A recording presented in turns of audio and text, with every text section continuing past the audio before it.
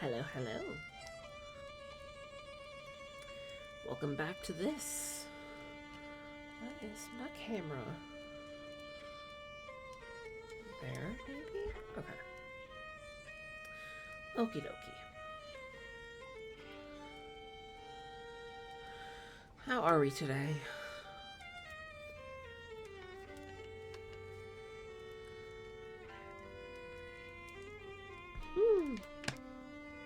Oh, that's rather minty. I think I might have put too much syrup in that. That's fine. That's fine.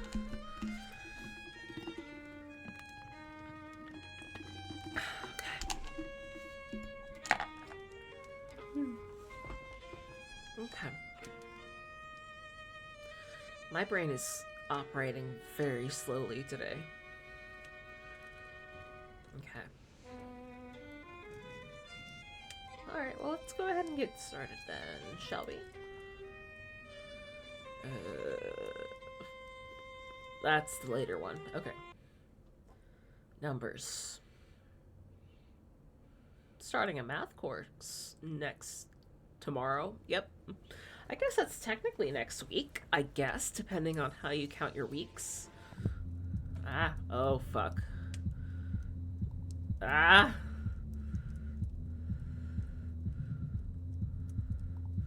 Hello? I think we fucked up something.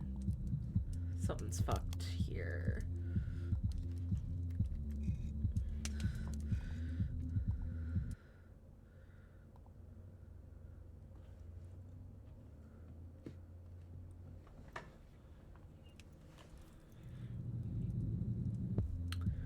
Yeah, something's a little fucked here. Okay, I think it was...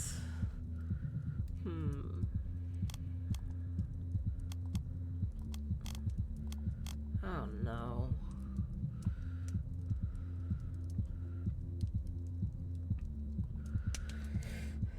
I'm gonna exit and try again.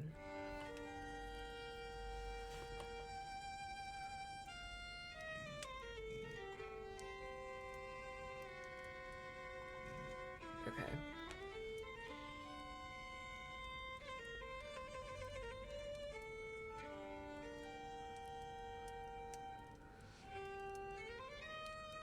Let's try here.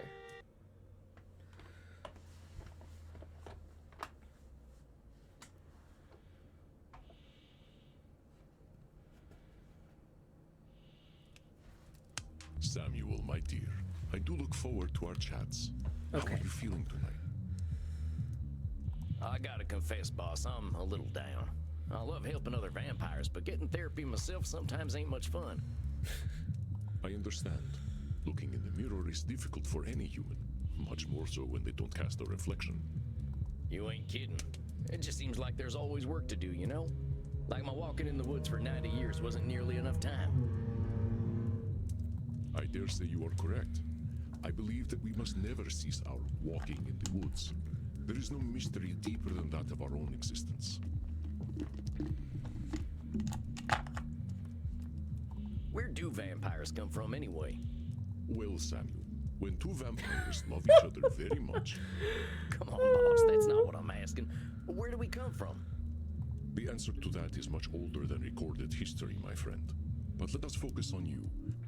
We should start with some meditation and determine what thoughts are most important to you right now. Close your eyes Oh, boy. and get to your place of comfort. I ain't good at being a therapist. Is my hat weird? Ich bin Sam. Ich bin ein cool man. Oh, The boy. election looks real bad back home. Dr. Drain thinks I'm brain damaged. Why'd my mama have to marry that asshole? Oh boy. Oh, buddy. When's the sunrise?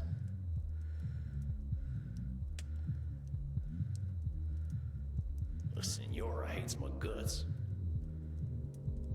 Sure wish you were still here, Jeb. Actors need help, that's for dang sure. Wish I had more book smarts. Bet he scares the heck out of me. You're an idiot, Sam, hurting all them folk. Why'd I join up with a gang in the first place?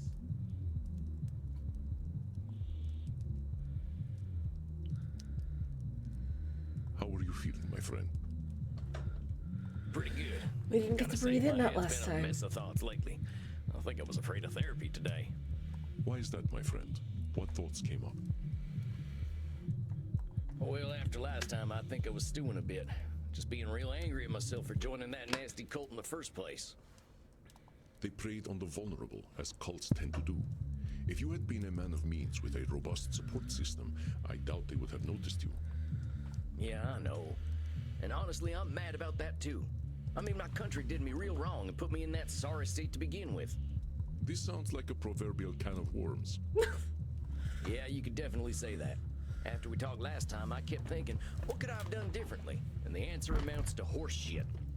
All that lawbreaking I did, all that murdering and stealing and doing no good, that was my country failing me. Let us slow down, Samuel. You are making a bit of a logical leap. I have great admiration and empathy for you, my friend, but it is disrespectful to those you hurt to blame anyone but yourself. I mean, I guess I could have died. Suppose that would have been kinder. But that's a lot to ask a boy to do. I am not suggesting that you should have died, and I do not suggest that your country was without fault. However, your country had its role, and you had yours. You are using a cognitive distortion called blaming. When we engage in blaming, we ignore or wipe away our own faults, attributing them to someone or something else. Our faults are precious, Samuel. We cannot be ourselves without them. Do not wipe them away. I mean, I just wish things hadn't been the way they were. If my country had taken a better trail, maybe I would have turned out different. Differently. I am sorry to interrupt, but Senora Deste might correct you less gently. Now then, perhaps it would help to put blaming into perspective. It is always humbling to see ourselves in the mirrors of our minds, is it not? Let's try some examples. See if you can tell when I am blaming. I turned into a bat the other day and flew right into a tree. Put that tree there. Who put it there? Blaming someone else, or the tree, for you being clumsy, that ain't gonna do anyone much good. I smacked into my fair share of trees back when I was a youngster, but that was definitely my fault. Of course, there is no shame in being a novice flyer as a young vampire, but we can be insecure creatures. That's our humanity at work. I was unable to perform in bed with Crimson the other night. It must have been her fault. Dang, that is some blaming. Takes two to tango, boss. Maybe there's some bad blood brewing between you two. Man, I wish I hadn't heard about it. Do not worry, my friend. Crimson and I bring each other great satisfaction. All right, I get it. I said nothing lurid, Samuel. Why are you so distressed? Singing great satisfaction. It's like hearing your parents talking about their sex lives. I mean, not that you're... I mean, I'll forget I said anything. All right, Samuel, let us move on. The interface on this widely used new vampire dating app is so modern. How do they expect anyone to use this cursed thing?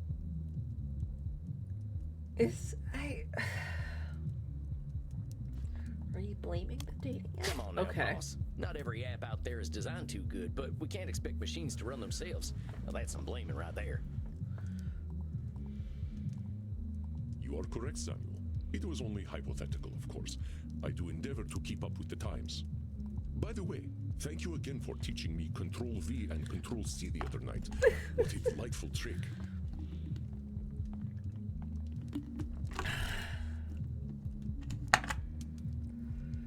Oh yeah, way faster than going through the edit menu all the time. You youngsters always find the latest tricks. Let's keep going, though. Did you see the football game the other night? My preferred team played with great skill and should have won. The referee was clearly an agent of the Dark Lord. And now hold on, Andy. I think I saw the game you're talking about, and you're just blaming the ref for your team's mistakes. You got a great tight end, but one that plays a little dirty. Excuse me?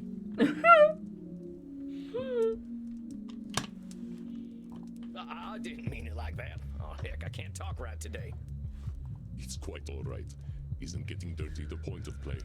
Oh my god. Oh my god. I know I watched this all the last time, but like, I. It is the fault of the cursed sun that we must live in darkness. Well, the sun can't help being the sun, so don't go blaming it. The way I see it, we got our place. That ain't nobody's fault. Well done, Samuel. Perhaps the sun is even more brilliant in our memories, and seeing the real thing would spoil it. Well, that's one way of thinking about it. I think I get it. I ain't trying to erase what I did. I'm just bitter that I felt like I had no choice at all. And it all goes back to the United States taking my daddy away for their manifest destiny. I never did find that video of John Darnielle. Did I? One second.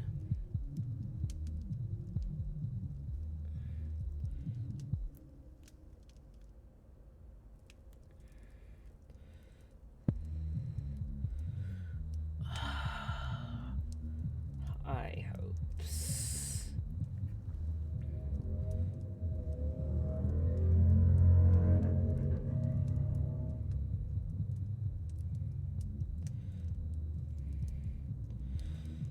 I don't want to rate my experience on YouTube ads. Good lord.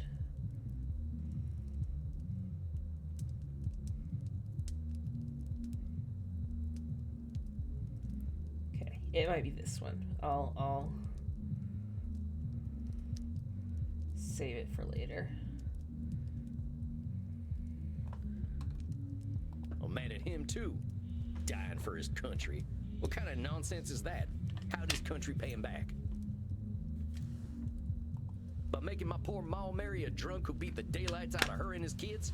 Ain't no damn wonder I turned out the way I did. I know that's not a productive way of thinking, but also That must have been devastating, Samuel. Countries are not human. They cannot feel. And stories such as yours prove it. I mean, what the hell, Andy? My daddy's corpse didn't give a shit about no United States of America. It's kind of funny when you think about it. He died fighting the British so the U.S. could say they own Missouri. Who the fuck cares? I'm telling you, Andy, the best thing about being dead is realizing how little that nationalism crap matters. Desire for identity can create monsters worse than we. What happened after your father died? Well, we didn't have nothing. The money was running out, so my ma got married to a hard man who drank even harder. He beat up my older brother, Jeb, for fun. And once Jeb started fighting back, dear old stepdad came for me. And that's when my brother killed him.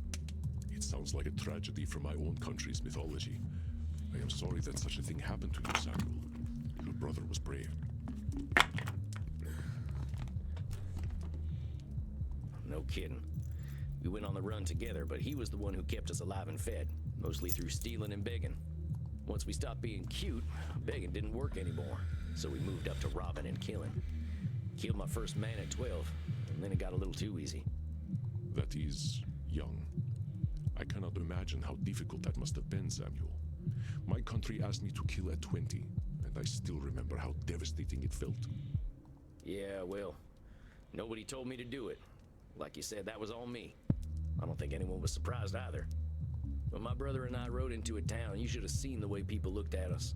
They knew we were trouble and we were determined as hell to prove them right. buddy. A moment, Samuel. I believe this is an opportunity for some growth. It's them distortions again, huh? To err is human, as they say. Do not be discouraged. There is something in what you just said that you cannot be sure of. Can you tell me what it is? Nationalism is neat, actually. I hate... God. Guess there ain't no way of knowing that people thought we were trouble. That's right, Samuel. There is one way of knowing exactly what they were thinking, and that would be to read their minds. Thus is the cognitive distortion called mind reading. Yes, we can weigh evidence and make predictions, but never with complete certainty. I was a dirty little thieving murderer. I don't blame him for judging me. First, that's labeling. Second, one of those people might have been patient and gentle, one that had an experience like yours. You cannot know. With your mind reading, do you see how you made everyone your enemy? Yeah. You're right. You're damn right. expects a child to be perfectly aware of themselves and the world, Samuel. Remember, start with compassion for yourself. Here, let us do an exercise to help you recognize mind reading. Oh boy.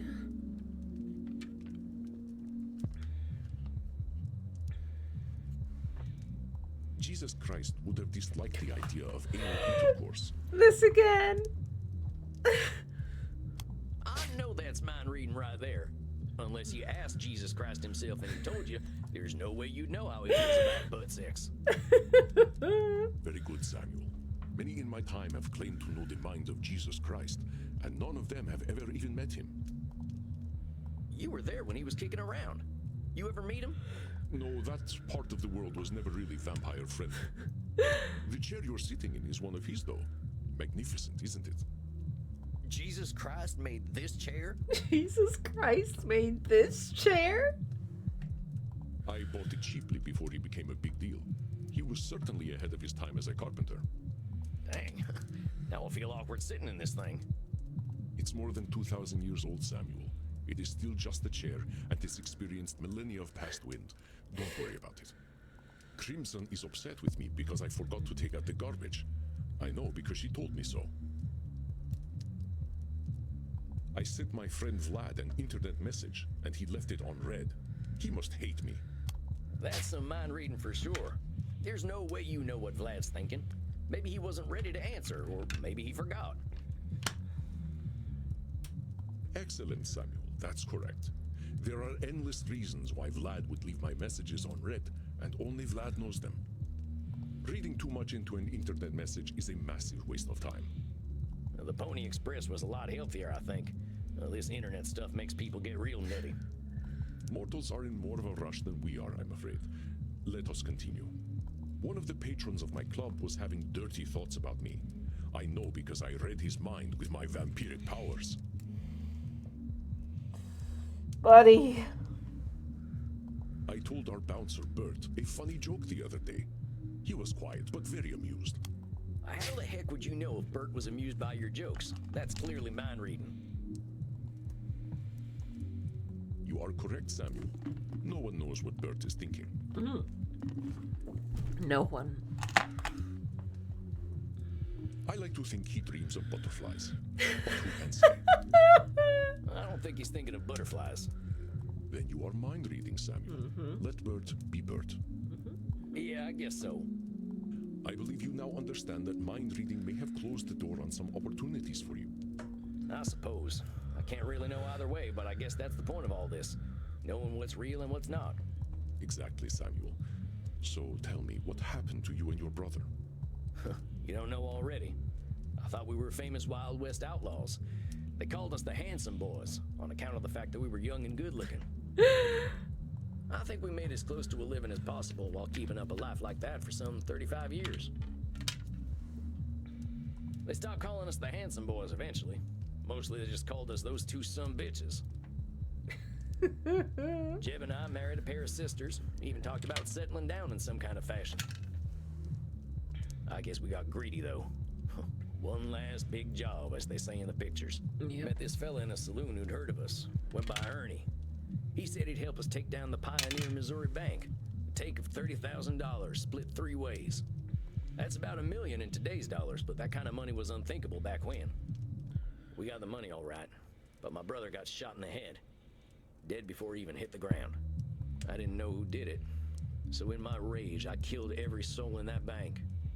Ernie and I ran off with that dirty money, but weren't nothing the same after that. When she heard the news, my sister-in-law was screaming so loud she scared the coyotes away. My wife left with her that night, and I didn't see either of them ever again. Not sure I wanted to. I had $15,000 and no interest in spending it. Just sat there in a sack. When Ernie invited me to join his gang, I saw no reason not to. I'm pretty sure I signed that devil's contract as soon as I started killing them folks in the bank. Sorry. I am sorry, Samuel. That is a truly horrifying story. I can hear the pain in your voice. Your brother was precious to you. Yeah. He wasn't a good man, Andy. But he kept me safe. Without him, I knew I'd be doomed. I was certain I had no choice but to join the Mystic Bastards.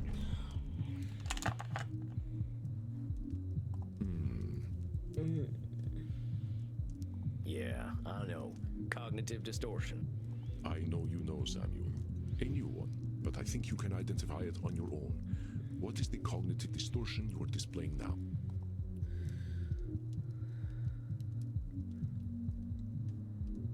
I was so sure I was right to join the Mystic Bastards. Ain't nobody could have convinced me otherwise. Indeed, Samuel. This cognitive distortion is known as being always right.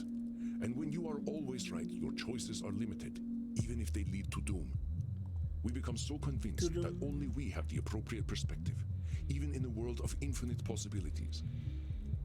One would expect immortals to be immune to this distortion after seeing their beliefs challenged over generations. But we are just as susceptible to being always right. Let's try some examples so you can identify when I am always right. Excuse me. I have the experience of ages. My authority cannot be questioned. Okay, Boomer. God. Excuse me. Excuse me? Just something I hear the kids say when old mortal folk are acting like they're always right. The folks born after World War II are real good at destroying the world, but they assume age leads to wisdom. It ain't necessarily so. You are always right about that. Well done, Samuel. With my multi-generational economic expertise, I am confident that market conditions will result in mass layoffs in the next quarter. This one was not always right, I know if I that remember turning another correctly. into a vampire inevitably results in resentment. That sounds like you're always right. I know a lot of us vampires ain't too happy with our lot in life, but we ain't always resentful. That is correct, Samuel. Of course, we must be careful when choosing whom we turn and when. Choosing to live forever is not a choice casually made. It ain't usually a choice at all. But we will endeavor to break that cycle, my friend. We have enough clients already without having more resentful immortals running around. Let us continue. I know for a fact that vampires become misanthropic as they age. I do not need your perspective. Rude. And now hold on, you ain't always right. You thinking we're gonna turn into misanthropes is limiting you from making new vampires, but that's just your thinking.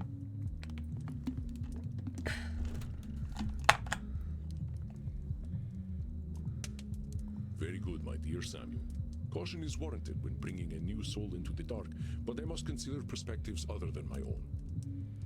I have not had much good fortune with my children of darkness, but I am indeed not the only judge of character. You got kids, Andy? I had many dark children before I recognized the gravity inherent in doing so.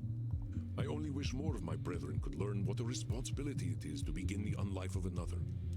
I know the internet is a passing fad. I have seen technology come and go, so I can trust my own expertise. I think you're doing a little always right there, Andy. A lot of folks had unwavering confidence that the fax machine was gonna stick around forever, but they weren't right neither. Truly, I still use my fax machine. It is the preferred mode of communication among vampires here in Germany. Heck, I guess that just proves no one is always right about technology. I think I get it, boss. If I had found folks to listen to other than myself, maybe I wouldn't have joined up with Ernie's gang. Perhaps, perhaps not. You had plenty of reasons for making the choices you made. Reflecting on them is what helps us to grow. Yeah, I'm a lucky fella all in all. I did some stuff with those vampires that I was pretty sure erased any humanity I had left, but I was wrong. Them transcendentalists I hold up with were ready to help me no matter how nasty I was. God. And I know I've done a lot of thinking on my own, but I owe them everything. I've done a lot of thinking on my own, but I owe them everything. Is that so, Samuel? Can you point out your own distortion there? It's my old favorite sneaking up on me, disqualifying the positive. I did plenty of work on myself. That's right, Samuel. And why were the transcendentalists able to help you? We just went over it tonight. I realized I wasn't always right. I was ready to start receiving help. Excellent, Samuel. Your capacity for self-reflection, and so quickly, is truly inspiring. I almost feel as though my blood is circulating on its own. It's almost like I've been here before. Oh, come on, Andy. I'm just a fella. I'm just You failing. have earned a reprieve from disqualifying the positive, my friend. Embrace it. I believe we have had a productive session today. Let us not press matters. This is difficult work, and you are handling it wonderfully. How do you feel? You know, I feel okay. Somehow it's better than feeling good. What happened is what happened. Some bad stuff happened to me, and I did some bad stuff. And none of it lasts forever. That's the nice thing about having all the time in the world. Your trials have made you wise, Excuse me. my dear Samuel. Now rest, my friend. You shall soon share your wisdom with your clients. I wish you a good night. Yeah, I believe it's early coffin time for me tonight. Have a good night, Andy. You as well, Samuel. Rest in peace.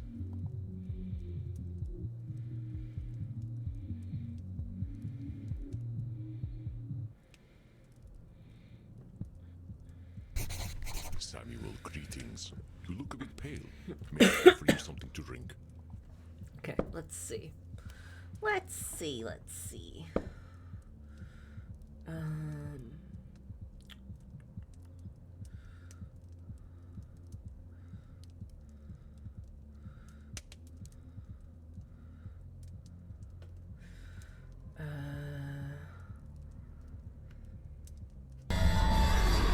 You have beautiful eyes. Thank you. Welcome in. Hi. Let's see.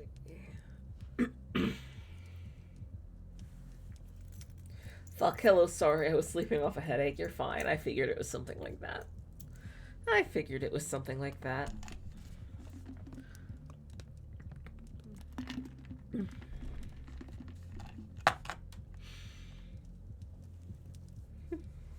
If you weren't here after the first hour, I was maybe gonna leave. Cause I'm sleepy. Let's see. I don't remember if I read the June 10th part. You just missed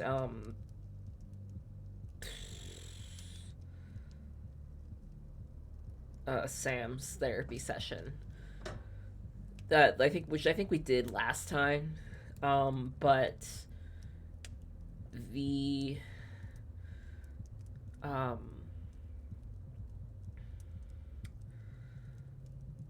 therapy session that we were about to go into was glitching super bad, so I just had to go back to the previous save and do it over.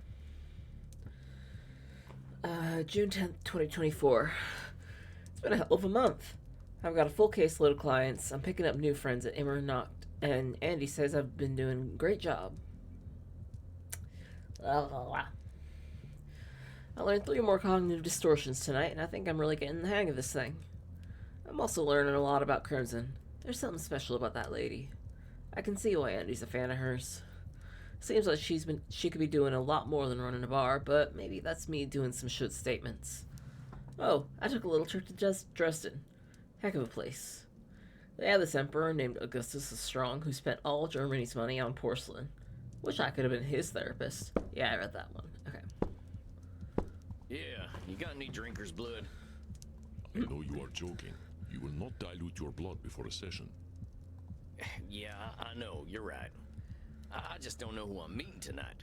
Is it gonna be Dr. Drain or that Lord Luridus fella? You only met a single individual last time, and you will meet only a single individual this time. Do not let Dr. Drain's avoidance of accountability confuse you. You saw the guy, though. Lord Luridus ain't nothing like Dr. Drain.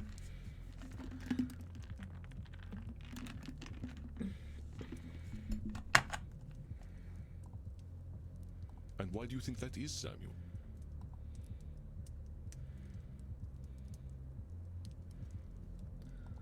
Well, maybe it's easier for Dr. Drain to blame Lord Luridus. Correct, Samuel. A mild change in personality would be within Dr. Drain's control. Luridus is not, and therefore, Dr. Drain relinquishes control. Prepare yourself, my friend. Let us find the darkness that lives within Dr. Drain. Okay, we got shit statements. Got blaming. For sure.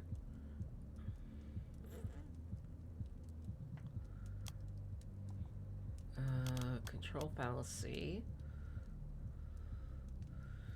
Disqualifying the positive. And always right, I think. Let's go. All right, I think I'm as ready as I'll ever be. Fair enough. Do not fear, Samuel. I shall not let Dr. Drain hurt you, no matter what he is calling himself. Do what you do best. I will, I promise. And here he comes, whoever he is today. Be nice. Doc.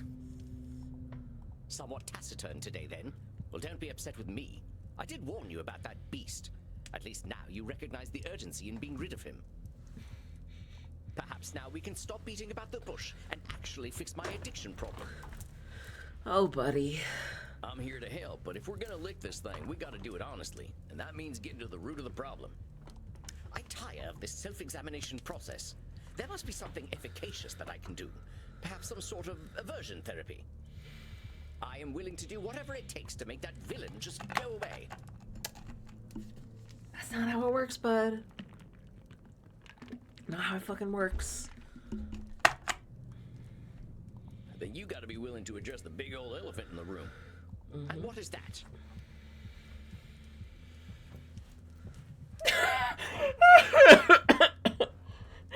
Lord Lourdes is kind of hot.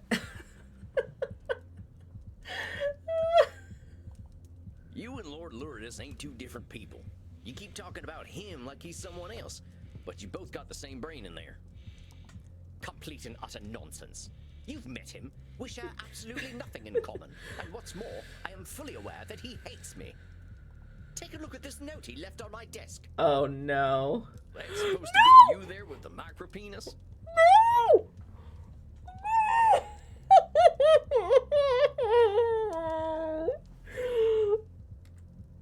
Oh!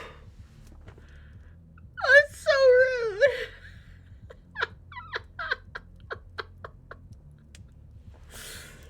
Oh my god.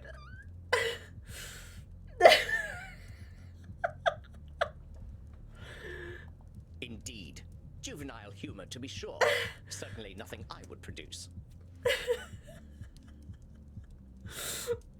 Ain't he got the same penis, though? Ain't he got the same penis, though? That's what I was thinking. That was my thought. Y'all have the same penis.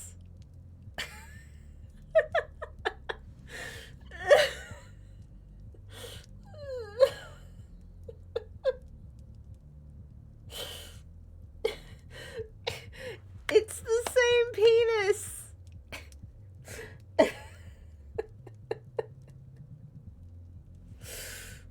Quite so. I have no doubt he does the most terrible things with it. Oh my god.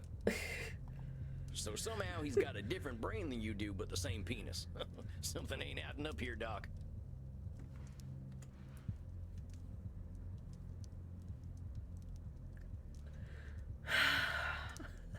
I resent what you are suggesting. I have no effect on what Lord Lourdes does. Oh, no. Dr. Drain seems to assign himself no responsibility at all for the actions of Lord Lourdes. Is this fair? Same, I resent what love are you. I love suggesting. him too. I have no effect on what Lord Lourdes does. I know you're a pretty responsible fella, but you're giving Lord Lourdes more credit than he deserves.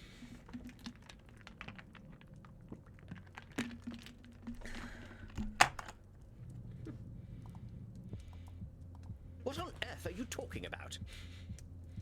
You know that old stereotype mortals like to spread about us where we can't go into a place until we're invited? A ludicrous idea with no basis in scientific truth. Ain't you giving Lord Lourdes your permission to come in and do what he does when you take that plasma stuff? I didn't invite him in the first time. I had no idea what I had created. That his presence would become an addiction was not known to me. Dr. Drain, you're a scientist. Your stock and trade is in facts, ain't it? Let's leave thought out of this for now. You gotta be my scientist here and stick to what we know. Very well. Yes. The genesis of Lord Lourdes was in the actions and choices I took. Are you quite satisfied? Ooh, a mountain hair skull. That's fun. Doc, we ain't here for my satisfaction. You really think that? Well, the fact that I am upset right now certainly lends credence to the idea that you are trying to shame me. Oh, buddy. I won't lie to you, Doc. The people that Lord Lourdes has hurt probably would have a bone to pick with you. But I ain't here to punish nobody. That ain't the way to help you. In this room, we're working together. You're doing the hard work, and I'm just giving you support. Catch my drift, partner? And so you do me even greater shame through kindness. I cannot win. Perhaps I should simply let that beast, Lord Luridus, have his way with me. And so you do me even greater shame through kindness. Leave me alone. Leave me alone. Shut up. Shut up. Fuck you. Fuck. Fuck. Ugh. Come on now, Doc. You're jumping right to doom there. There are so many ways this therapy thing could go for you. It ain't we destroy Lord Luridus or Lord Luridus wins. Jumping right to catastrophe just ain't realistic. Already you're fighting him by being here. That means there's definitely something in the middle. And working together, we'll make things better. Maybe not completely better. This work ain't never done. Of course, I am forgetting myself. I'm not usually prone to extremes. I shall attempt to be more mindful. I ain't expecting you to be perfect, Doc. And I don't want you to expect perfection from yourself either. What I'm asking you for is self-compassion. That ain't erasing blame. It's just approaching yourself from a place of understanding. That's a scientific method, ain't it? I doubt many in the scientific community would agree with such a statement, but I believe I understand the thrust of it. We cannot address facts if we mask them in emotionality. That's exactly it, Doc. I couldn't have said it better myself. Indeed. Thus my attempt to synthesize the thought properly. Well, thank the dark powers that made us. Someone in here's the smart one. Very well. We shall take a strategic, scientifically sound approach. We will agree upon facts, develop hypotheses, test and validate. Okay. If I rely on the science, I will never be wrong. Hey now. Hold on a sec. Before we jump in, Doc, I gotta challenge you. Even science ain't gonna make it certain you're always right. The answers science gives you might not be the answers that are best for you. I just want you to keep your mind open, all right? My mind is always open. I'm a scientist. Okay. I'm just gonna reflect that back to you and see if you think that's true. You're saying being a scientist means your mind is always, without fail, open. Well, I suppose that sounds a bit ridiculous. Very well. I shall endeavor to ensure that my thinking is flexible. Well, sounds good to me, compadre. Let's start assembling them facts. Can I ask you some questions then? You may. Let us begin. Good boy. All right, so you told me that the thing that makes your plasma addicting is how good it makes you feel when you wake up from it. From your scientific perspective, what makes it feel good? From a chemical perspective, good feelings, or positive emotions, are the result of neurotransmitter action. Considering the specific emotions felt in the immediate moment are contentment and satisfaction, it is certain that I am experiencing an oxytocin and dopamine release. It is a primal limbic response. In laboratory settings, we observe a constant drive in animals towards stimulating the release of amygdala-receptive neurotransmitters. I think you're gonna need to boil that down for me, Doc. I did not come here to teach, but so be it. Ask your questions. I mean, I get it, but Well, what's the limbic system do? The limbic system functions as the emotional center of the brain, responsible for emotional responses such as joy, fear, and anger. So it's like the part of my brain deciding if I should be scared of a rattlesnake or happy about a belly full of blood? Precisely. It plays a crucial role in forming memories and making decisions based on emotional experiences. right. It's like, yeah, I get it, but like, Often called the lizard brain, it's evolutionarily one of the older parts of the brain, indicating its fundamental role in regulating survival instincts. I've been called lizard brain before, but I'm pretty sure it wasn't a compliment. What's this about neurotransmitters? I'll play along. Neurotransmitters are chemical messengers that neurons use to communicate with each other. For example, social bonding reliably triggers a release of oxytocin, creating a sense of security and attachment. So if I'm reading you right, When I'm feeling all snug after a good feed, is them oxytocin neurotransmitters doing their thing? Exactly. This process is an integral part of our brain's reward system, encouraging behaviors that are perceived as beneficial for our survival and well-being. So, survival feels good, basically. Yes, though I would not publish such a statement in an academic paper. So what's all this stuff really mean in the end, Doc? Why does this neurotransmitter stuff even matter? An intriguing question. Naturally, emotion does not have a practical evolutionary application on its own. However, these emotions signal to the reptilian brain whether or not we are under threat. Oh, well, dang, now I think we're getting somewhere. I think the answer's right in front of us. Oh? And what is it that your rooting, tooting brain can synthesize that mine cannot? He needs a psychiatrist. He needs to live in the woods. No. You don't feel safe on your own. Taking that plasma forces you to get that neurotransmitter hit. An intriguing theory. However, evidence stands against it. Like it or not, I am a vampire. The only thing that may threaten me is the sun or a more powerful vampire. I should not be experiencing feelings of mortal danger. I am not immortal. Logically, I should know such a thing is ridiculous. There's them should statements again, Doc. It doesn't matter what logic says. You still got that part of your brain that says it's in danger, and that part doesn't care about logic. Yep. Uh-huh.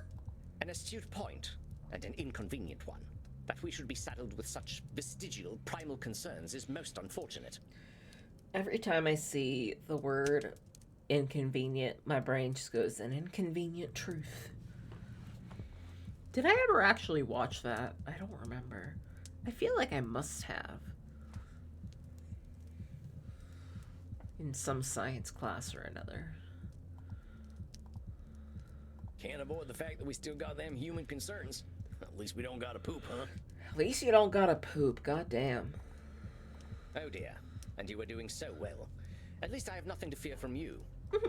It's true, though. We're still animals, partner. We gotta satisfy the animal. Just not through pooping. Not through pooping. But we are immortal. Why do we have animal needs, fears, and emotions? What possible use do they have?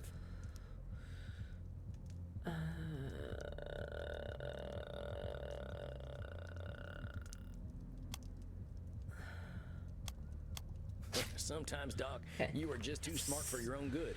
You're logicking away all the good things about being human. Not from pooping.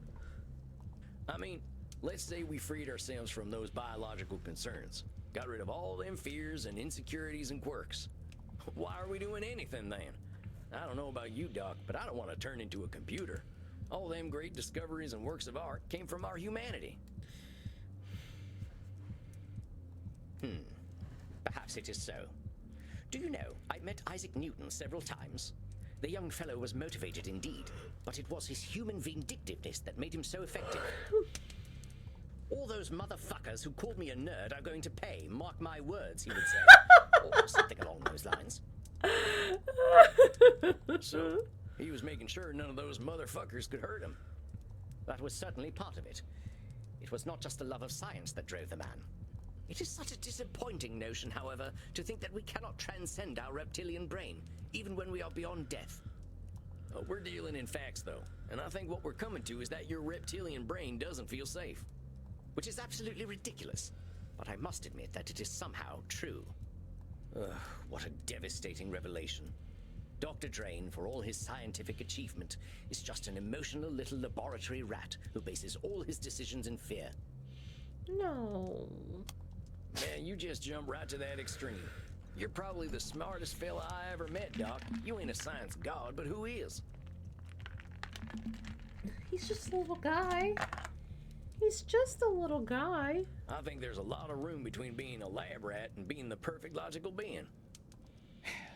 You are, of course, correct. I am letting my emotions get the better of me. Most unscientific. Doc, I want to go back to one of them things I was telling you about in our first session, and that's self-compassion. Let's say you had some vampire apprentice, a scientist like you, who didn't know nothing like what you know, and said they were down on themselves for all the reasons you are. What would you say to them? Well, I would explain that progress is non-linear. The scientific method, in fact, celebrates failure. That which does not conform to theory still informs theory. Any chance you could put the scientist away and talk to their human side? Well, I suppose I would say that it is fine, that all things are temporary, and the universe does not care to condemn them. So how can we get you to say them things to yourself, Doc? My situation is not the same. I was trained in the age of discovery. I bear the responsibility for that age. Brother. What if this project of mine, to create the blood that will sustain the world, is not what I am here for? Then what is my purpose? Well, let me ask you. What's the purpose of a gopher? Rodentia geomedy. Rodents endemic to North America, known for their tunneling ability and as agricultural pests. I believe they are the prey of owls, snakes, and coyotes, and are omnivorous themselves, consuming vegetables, insects, and small mammals.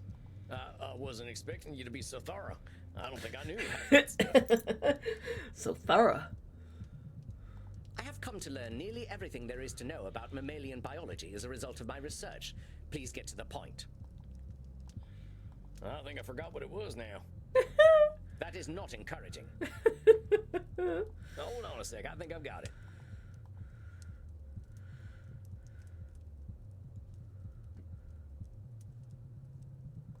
Gophers have a purpose. Driving people crazy, that's what. Used to wreak havoc on the farmland back in Missouri. Absolutely ridiculous. That is not their purpose. It's an ill-informed anthropocentric philosophy defined and subscribed to entirely by said anthropocentrists. I didn't know bugs could do that.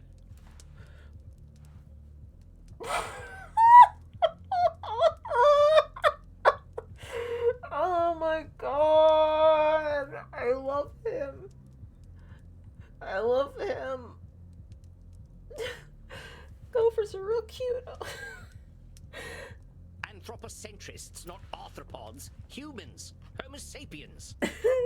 I am saying that you have created a purpose for the gopher that the gopher is entirely unaware of. So, who made your purpose, Dr. Drain? What? Well, I did, I suppose. So if you made it, you can change it, right? But how can I change my purpose? I have always been a scientist. All right, well, let's take that scientific approach and try to figure out who the man behind the scientist is. Very well. If we look at the behavior of our subject, myself, we can infer a few things. If we examine my behavior, one can draw a comparison to a threatened higher-thinking mammal. I spend much time in ensuring personal safety and security. What about your more peaceful moments? What do they look like? What are those? I believe these feelings are only medically induced through my special plasma. However, Dr. Drain appears to be at rest when he is full and satisfied. And your synthetic blood doesn't do that for you. I am forced to admit that at present, it does not.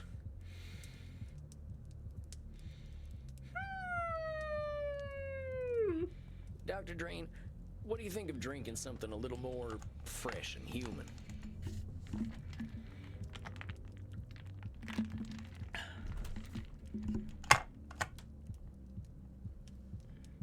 I will not. I do not have to. That depraved vampire, Lord Luridus, is the source of all that is base and vulgar about my person. Doc, you're blaming Lord Luridus for something common to all vampires, including yourself. We need blood. That's just how it is. Ain't Lord Luridus's fault. Now, I know you ain't comfortable with that need, but you can't offload everything you ain't happy with onto Lord Luridus. That just makes him worse. You have not been listening to me at all if you believe I have absolved myself of all vampiric frailty. I didn't say that. I'm saying you're distancing yourself from your needs by saying they're Lord Luridus's needs. Well, what if you indulge Lord Luridus once in a while? Maybe you could keep him from coming out. Do you not understand what I have been working toward for the last 400 years? Oh, buddy. I will finally be able to transcend this thing that I am.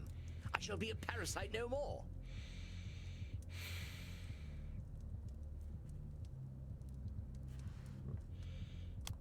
Oh. It seems the doctor aims to transcend his nature. Can any do such a thing? I was thinking between disqualifying the positive and control fallacy. I will. Come on, Yep. Dr. Drain. You're a scientist. You know mankind ain't got that kind of control over nature. Ain't you ever seen that movie where they bring back the dinosaurs? That film was scientific drivel. Its simplistic understanding of DNA should have alienated its audience immediately. But then, who can guess with Americans? It was a good story, though. And in the end, it wasn't a story about DNA. It was a story about controlling nature, which I'm sure you know ain't never worked. Your argument does not hold weight when your source of truth is a fantasy film. Oh, shush. Dr. Drain, we really got to talk about some kind of middle path here. Back home, we tried the whole abstinence thing a few times, and it didn't go too well. We tried to stop drinking, and that just made people only do bad drinking. We tried telling teenagers sex was evil, and that just made them want it even more while being ashamed of themselves. What if you just tried to do some of them things Lord Lourdes does? Just don't do them the way he does. I find the idea utterly repellent. Yeah, but then you go and take that plasma, and Lord Lourdes makes the decisions. We don't want that, right? Fine. Fine. I'll drink some blood. But I warn you, Sam, the price of failure is most dear. If I should lose my humanity, all of humanity will lose. Oh, buddy. It's in 5 minutes, by the way.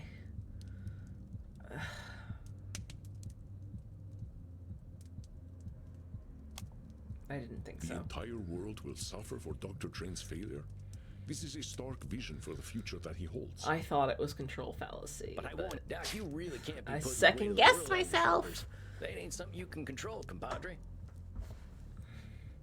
Now, I know you're a capable fella, but the world is gonna turn with or without you. You think so? I can't imagine someone with my highly rational mind feeling so strongly if my prediction weren't firmly rooted in fact. I know it all seems real heavy right now. Just show yourself a little compassion and patience. Beating yourself up over a future that ain't happened yet isn't gonna help you. Quit it. We need to go back to this thing I brought up before. You're a smart fella, Dr. Drain, but sometimes you're forgetting vampire commonality. We've all felt like the world was ending, that we're awful monsters. But them feelings are our perceptions alone. Yes, I'm aware. Perhaps I've been a little too human in my wobbles. However, you forget my Wobbles. training in history. I am not an average vampire. I was trained by the great Professor William Harvey. I have had 4 centuries to unlock the secrets of animal biology. I have a duty to humanity and to my own legacy. A duty I should not fail in. Otherwise, what was it all for? Oh, god Dr. damn it. Drain is so certain of what he must do, and he does not consider any other fate. We immortals often become stuck in such thinking, alas. I have a duty to humanity and to my own legacy. A duty I should not fail in. Otherwise, what was it all for? God Dr. damn Drain it. is so certain of what he must do, and he does not consider... I have a Always duty right. to humanity. No, my Dr. god. Drain is so... I have a duty. Hold your horses there, amigo. You say you've got a duty to humanity? Well, that Got ain't our scientific at all. horsepower. It ain't just anthropocentric, it's Dr. Drain-centric. Nobody said you had to do anything. Remember when we first started talking, I told you about them should statements? That's what you're doing, compadre. Just remember that them shoulds are yours. Yes. I must be frustrating to you, Sam. I invoke the same delusions over and over again.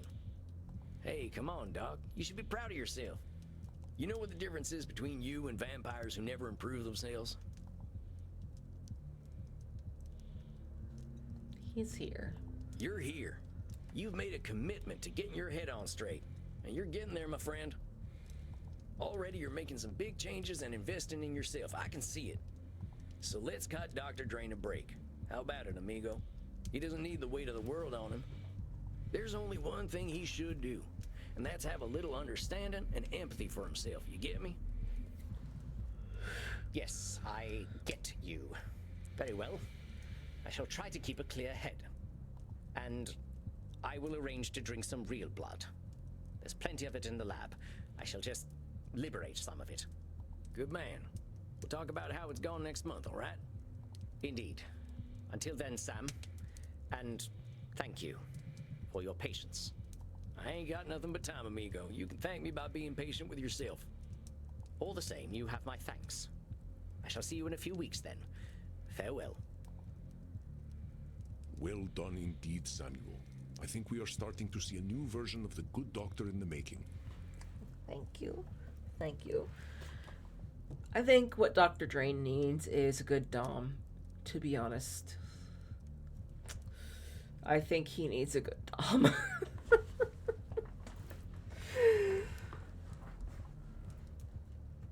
Like, yes, the therapy is helping him, that's good, but I think a good Dom would be good for him.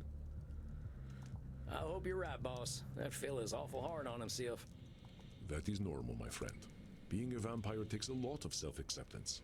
He is only taking his first steps in discovering this. Yeah, fair enough. It took other people forgiving me for me to forgive myself. And now you pass on this gift of compassion to Dr. Drain. Now, Samuel, the evening is still young. See what the night has to offer downstairs. True enough, yeah. That sounds good, Andy. Rest in peace, my friend. Combination, good therapist. Not no, your therapist shouldn't be your Dom. I always come out of the dock sessions feeling dumber than ever. But like a therapist and a good Dom. Okay, as we're about to start, you're not missing anything. I'll also be taking a short break. Thanks for sticking around. I will see you again in a few minutes. Bye.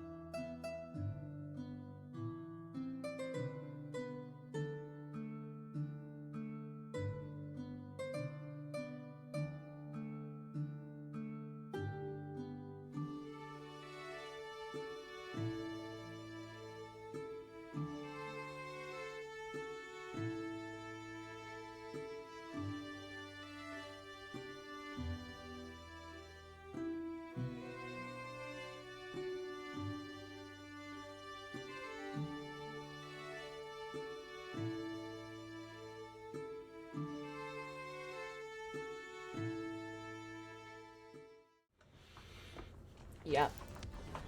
Bless the central air. Essential air? Okay. Bless the central air system. I remember when we had, window air conditioning in the apartment. Which, it's not the best central air, but it is still central air conditioning. Essential air. The bees. Oh, the bees, right. Oh my god. So when we were living in the apartment, there were, near the end of our lease, there were yellow jackets that decided to come in through the window air conditioning they weren't window air conditioning unit, they were wall units. Yeah, they crawled through the wall air conditioning units. Get out of here. What? Sorted fatty limba? Bam. Thank you. Yeah. So I would just wake up from a nap or something and there'd just be a wasp in our room. And one day we looked up and it just crawled through the vent in the air conditioning unit and started flying around the room. They were coming in from outside through the vent in the air conditioning unit. And we ended up taping like garbage bags over the unit, but that wasn't enough. They came in through the whole, like the gaps in the bag. And since our lease was almost up,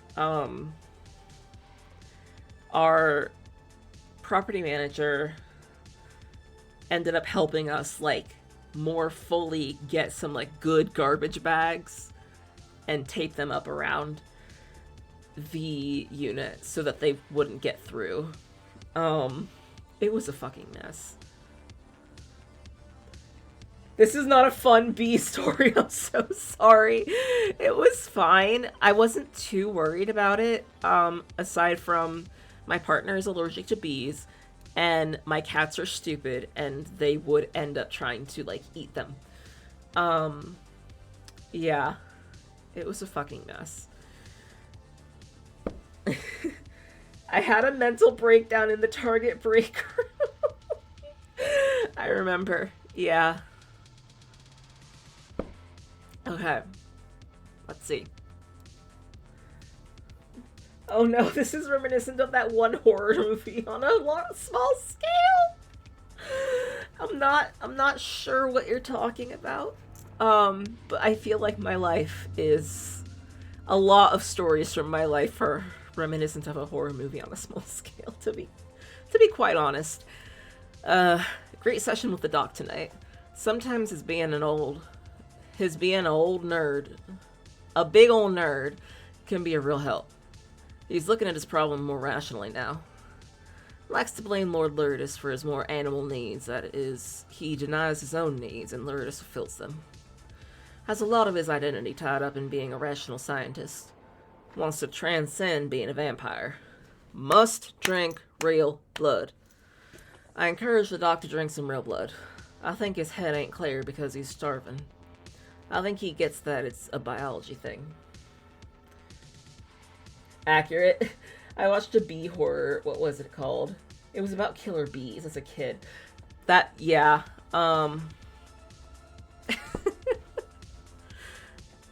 That sounds vaguely familiar, yeah. I have some fun news, though. The SSRIs I'm on have finally started working, and today I moved a spider outside the house! The spider was in the bathroom, was huge, and I got all close to it and moved it in a matchbox and let it outside. And it didn't go properly, but I didn't panic, and I'm proud of you, too! Oh my god! That's wonderful! Ah. Oh, I'm so happy for you. Oh, that makes me so happy. Yes. Yes. It was massive. Oh, I wonder what it was. I wonder what it was. Oh, that's something I'm very excited about. And I said hello to it and everything. That's something that's very helpful. That's something I recommend to people that are starting to like not get over necessarily, but like get past, I guess, their fear of insects, is to like talk to them. You know what I mean? Like it helps you to like demystify them. So like, you know how you like talk to your pets and whatever? If you like start talking to them, it helps. I don't understand it really. Like, because I have never really been afraid of most bugs, but I've been afraid of wasps. And I have had to take several wasps outside in this house. My therapist said exactly the same thing. Yeah, yay! Yeah, it helps. It really does. Nah, wasps are the devil.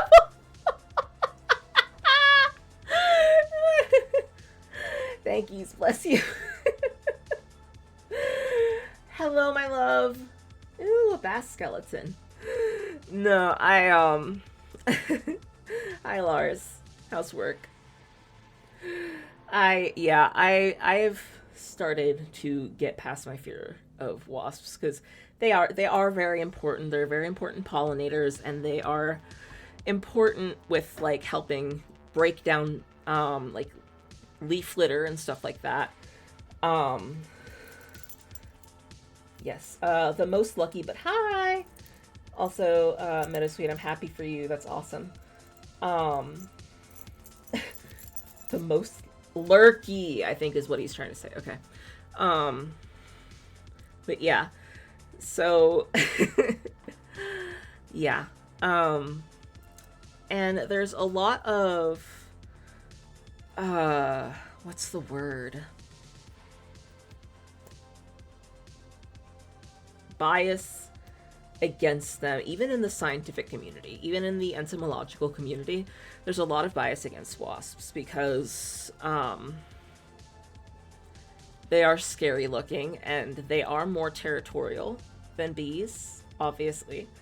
But they are very important. And once you start learning more about them and like you learn more about like their signals, it's easier to work with them. So yeah, I've mostly gotten over my fear of wasps. Centipedes, however, like house centipedes, I'm okay with now.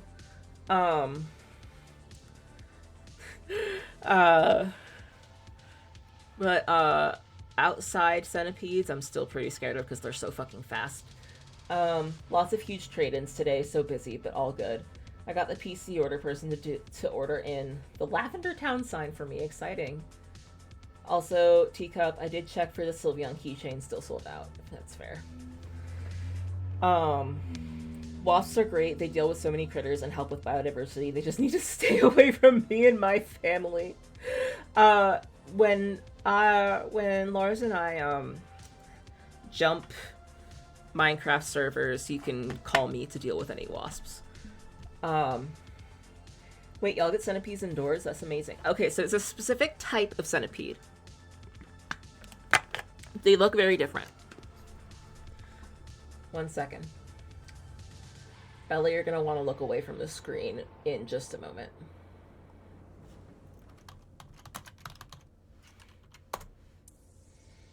Oh my god, that's such a cute picture. Their little faces. Oh my god. Okay, anyway.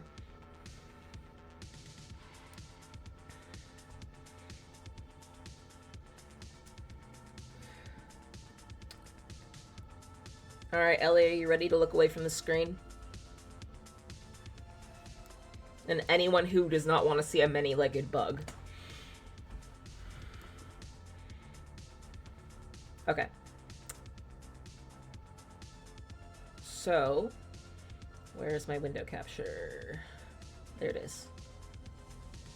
So that's what house centipedes look like. They live indoors, and they mostly, I've seen them in bathrooms and stuff. They eat pests, basically. They eat like roaches and silverfish and things like that. They are very fast. And oh my god, there was a very cute picture of its face. 1 second. That's an eldritch horror, yeah. Oh, for sure. And I want to pet him. Look at this picture. Look how cute. Look at its little face. It's just so, like, I don't know. It's just, yeah.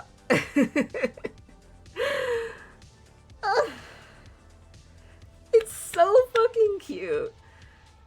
And it's so funny. Like I said, they're very fast. But sometimes when they don't notice you, I've been able to catch them just moseying. Yeah, fun fact, in 90% of cases, roaches and house centipedes can't coexist. So if you have one, you almost certainly don't have the other. Yeah. He's just like, hello, I'm here to haunt your dreams and also eat some baddies.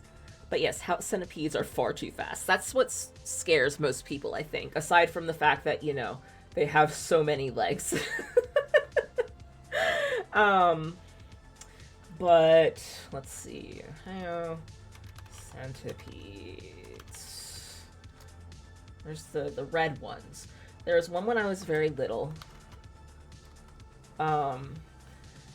When I was little, I used to just like lift up the bugs, not the bugs, the rocks on my patio.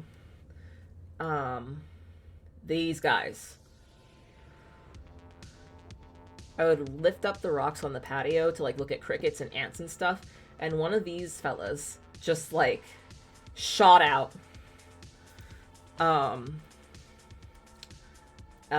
And then went back under a rock. You have those in the UK? Oh my god. They're so pretty, and they frighten me so much.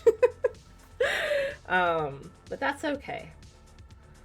As long as I don't bother them, they won't bother me, basically. It's these. It's the little stingy bits on the back that scare me. They're like rubies. You're so right. You're so right. Yeah. So let me turn the window capture off. Okay, Ellie, you can look again. But where was the fact that I can let spiders live in the corner is progress for me, to be honest. Yes, it's very good progress.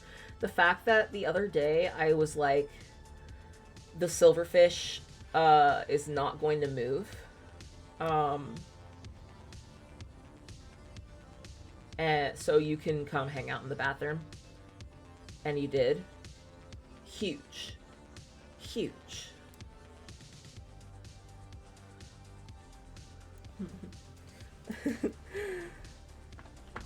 Yes, you're doing so well letting them coexist in your space. Thank you, I tried. You're doing amazing. You and Lars have both come a very long ways. Very, very long ways.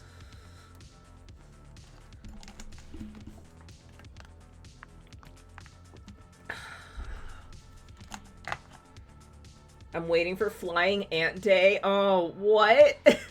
What does that mean?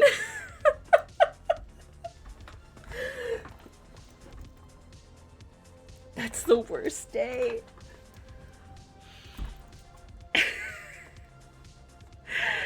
What does that mean? I mean, I know ants. I know of flying ants, but like, I appreciate you for noticing because I know I'm still very scared. Yeah. Yeah, I know about flying ants. We have flying ants, but like flying ant day? Like, is there just one day that they, like, they're very active? Like, because we do have, like, a mayfly season over here. So in the UK, it's really warm enough for them to come out. Okay, that makes sense. That makes sense. I see. Oh my god. And when it is warm enough, they swarm. Okay. Okay, that makes sense. It makes the news. I love that. Oh, that's awful, and I love it. Jesus Christ, I hate that. Like national news. Like it's Flying Ant Day in Bolton. Fuck. Flying Ant Day. I'm saving that search to look more into later. That's fascinating. I love that. Yeah, I know near lakes we have like mayfly days. Insects are so fascinating. Yeah, they really are. I love them. And all the group chats go buck wild. Oh, we have cicada seasons as well. Which, at least it isn't fire season. At least it isn't fire season. Good God. Yeah, my late partner lived in Idaho. And, oh my God. First of all, the stories out of Idaho are fucking bonkers. In general. Second of all, West Coast fire season. The fact that there's a fire season. It's been a really weird want of mine to see cicadas properly and not on Animal Crossing. I miss cicadas so much. Since I moved, I used to live in the Ohio River Valley. And we would get every... I don't remember how often. There's several broods, right? And I think it's 12 years? One of the broods is every 12 years. And since I moved to Central Ohio, we haven't had, like, Central Ohio doesn't get, like, the good, giant, like, swarms of them. And it's awful. No, there are not plenty enough here. There are not plenty enough here. It's not good enough. It's not good enough. Actually, Meadowsweet, let me go grab my cicada shirt. I have a shirt that I don't usually wear on stream. I'll be right back.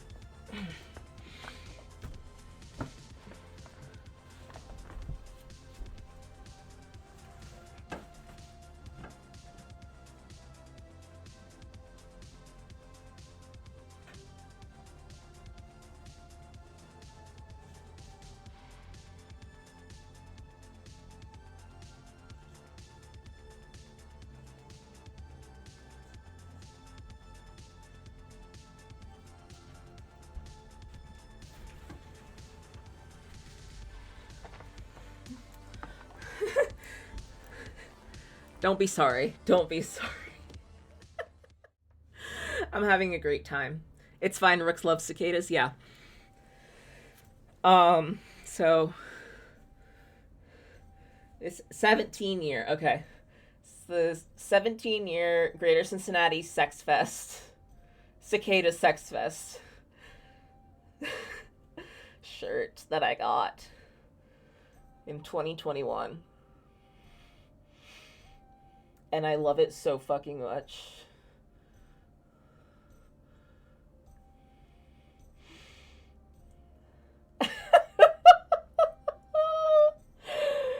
This is one of my favorite fucking shirts. It's so good. It's so fucking good. I love it so much. Right? Right? I also have a cicada plush that my partner got from the DFTBA store. That it's on the outside, it's the like the shell, not the shell, but the pupa, and then you unzip it and it becomes the like on the inside it's the actual like the adult cicada. It's very good. I think it horrifies your mom. My mom hates cicadas so fucking much.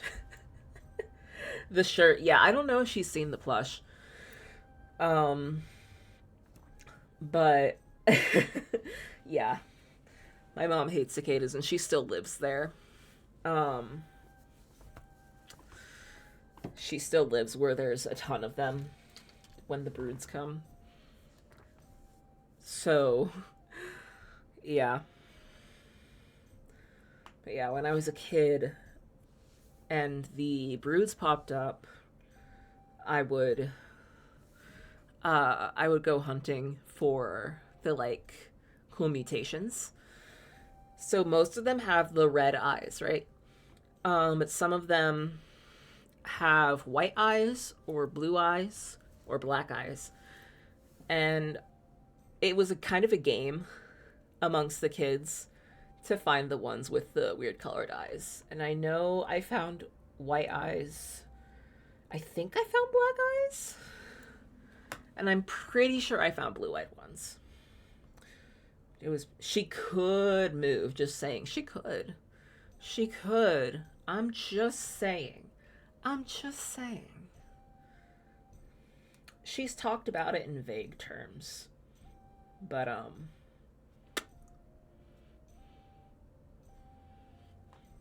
I'm just saying. Mom, if you're watching. White Eyes Shed Cicada is a new Yu-Gi-Oh card. I was also thinking that.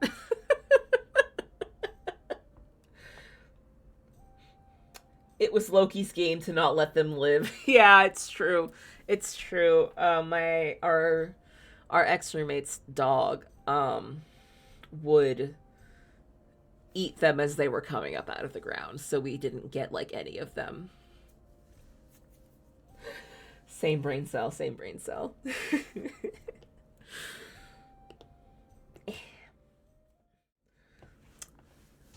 Theoretically, we could go back to the game, but I am happy to keep talking about bugs. I'm always happy to keep talking about bugs. But, yeah. Yeah. Which, actually... Oh, no, he heard them under the ground and dug them up. Oh my god, I forgot about that. I fucking forgot about that. Loki was just like, ooh, instant lunch. He really was.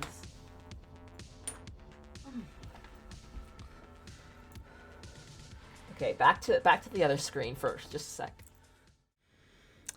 Our friend Ellie, I'm gonna show the jar of cicadas if you don't want to see that.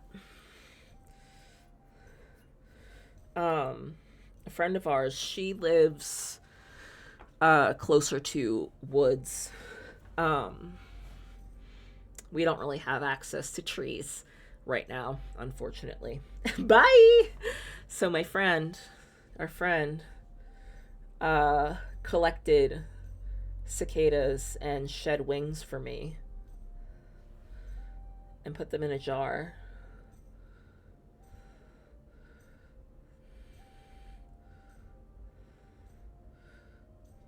Because she knew I was obsessed with them. Right? It's gorgeous.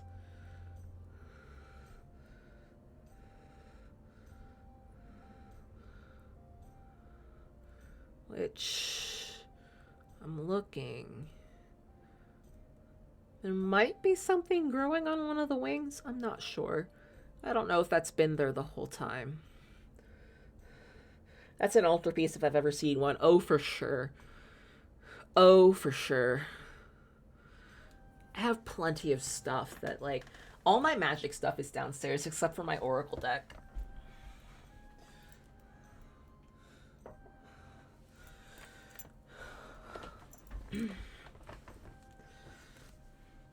Well, and I also have a Del Toro tarot deck up here. But it's all in the basement, unfortunately. We've never gotten it back out.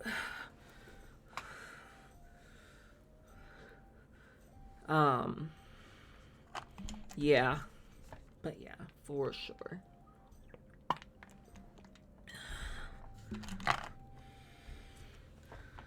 Which I haven't played much with the Del Toro deck. Now that I think about it.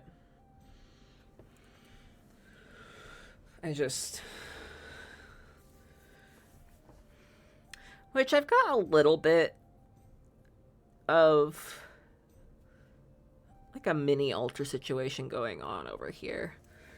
But yes, you can come back. I'm so sorry. I forgot. I forgot. You're good.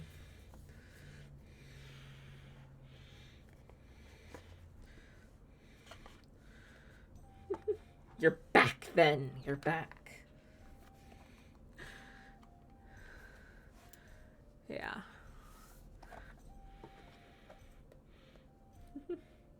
You can have many altars. It's true. You're absolutely right. You're absolutely right. Which I need. Well, also, I have a little bit of something set up for my late partner up on the wall. I want to get some more of their stuff, if I can find it, up onto that shelf. I have a couple of their things up there. Okay, I'll stay on the big screen. I got you. Oh, are we bringing in the big man? We're bringing in the big man. He was asleep. Hi. Oh, everyone say hello. Hi.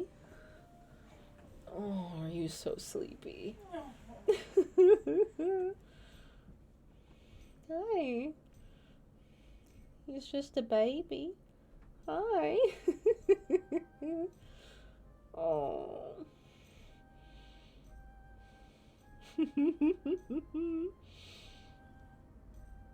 Good morning.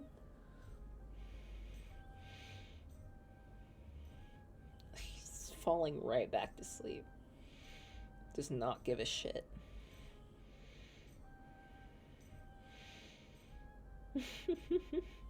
I slow blink at the baby. He slow blink back at you. He was asleep on his tower in the bedroom. Oh.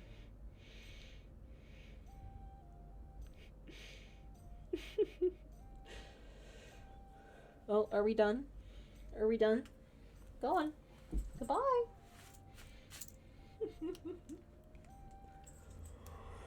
I fucking love cats. I fucking love cats. He is such a baby. Such a baby. I'm wondering. Yep. I say as my dog licks my foot. Look, sometimes a dog is also a cat. Chainsaw is in fact asleep on the trans pillow thing back there.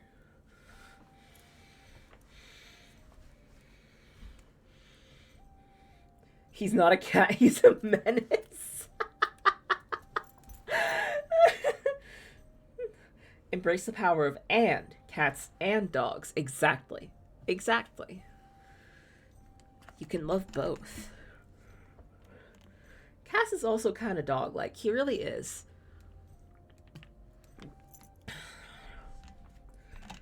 Jack Russell Terror. God. I love him to death. I love him to death.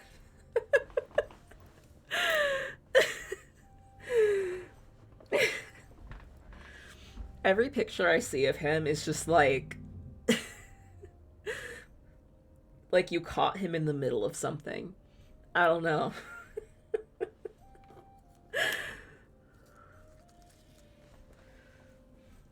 Which, to be fair, I've only seen like 1 or 2 pictures of him, but every time it's like you caught him in the middle of something.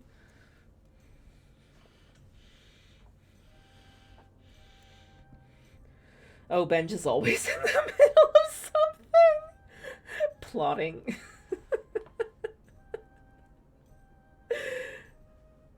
Obsessed. Absolutely obsessed.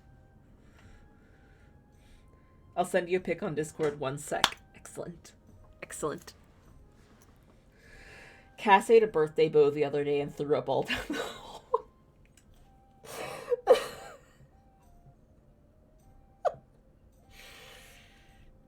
Ugh. Yeah. Yeah.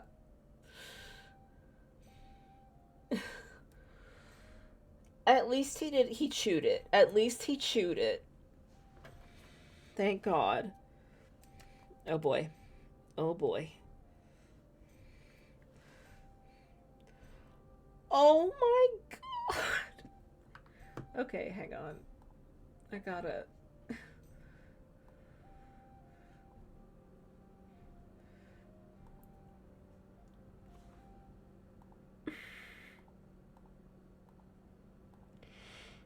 Oh, yeah.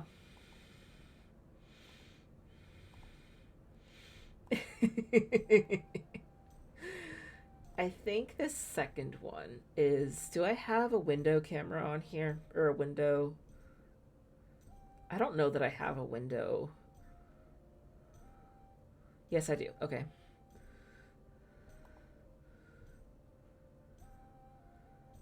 Hello? Oh, it's behind the me cam for some reason. Okay. Why is it locked? Enhance! Okay. See, this is the one... I'm just moving this up here.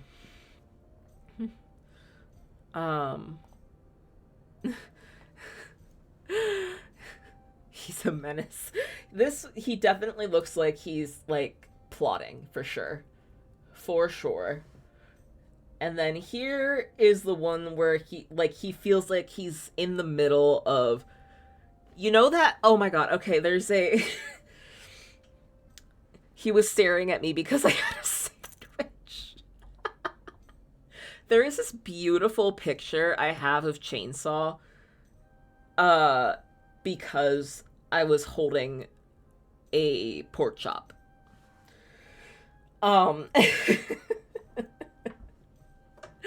Okay, hang on. So this picture in particular reminds me of a post I sent to the roommate Discord recently. Yesterday, I think. Yeah. Okay.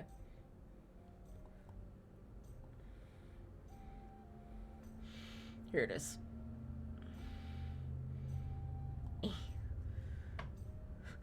So it's translated from Korean.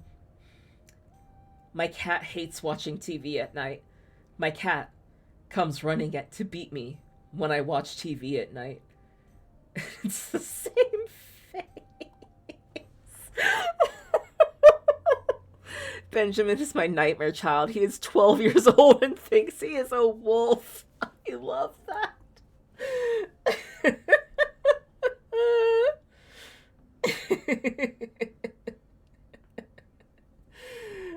Little old man. I love him. Okay, let me see if I can find /tag/chainsaw. I think it should be tag chainsaw. Oh my God. Okay. Oh, here it is. Caspian is just an iPad baby. He really is. He is also a baby, and if I don't sort the cuddly toys on his bed properly, then he will shout at me. Oh my God. Little old man baby. I love him. Yeah, so this gorgeous, beautiful picture. I was holding a pork chop above my head. Yeah. Isn't she just... Yeah, I used a pork chop to get this picture. Bonus image.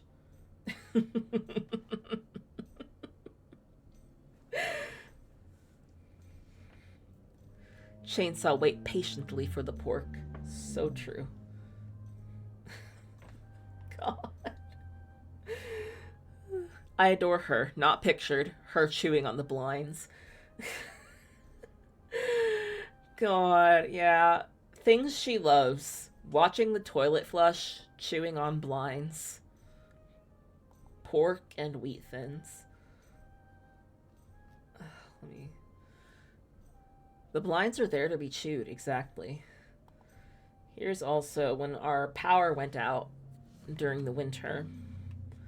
And they used the pizza box for heat.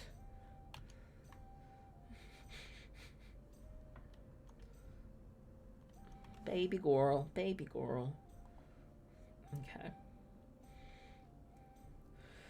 Do I have any other actual pictures of Chainsaw here? They were so fucking sad. Okay. Anyway. Rook, I hope you know now that I am just going to spam you with pictures of Benji. Please and thank you. Here, I'll add you as my friend. There we go. I will take all the pictures of Benji. Benjamin. I keep reading it as Benji because I was obsessed with those movies as a kid. What were they? I should rewatch them. I was 28. No. Okay, 1974.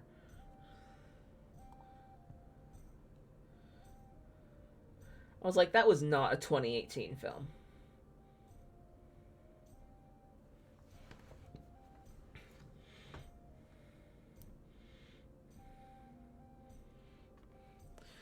Fun fact, Cass's middle name is Benjamin. I always forget that.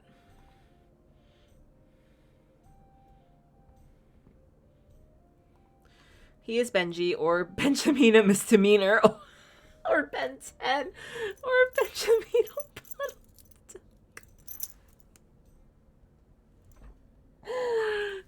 I love him. I love him so much. And I hope he knows.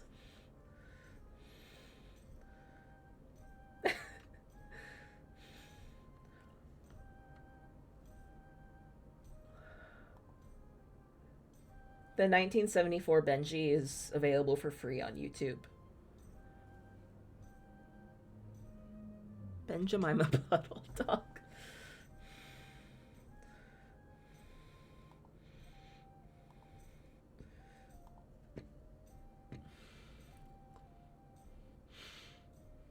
I'm gonna switch this to just chatting for now.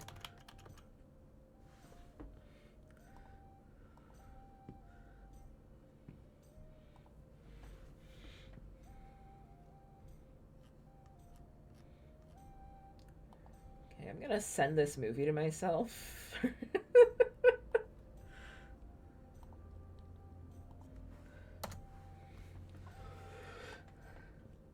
I love when I can find old movies for free. I mean, obviously there's other ways, but like I watched this so much. I'm sure we had it. Or maybe we just had it on VHS. I don't remember. It's been so long. It's been years. Many moons. Oh, you know what? Now I can make a Benji folder for our TV.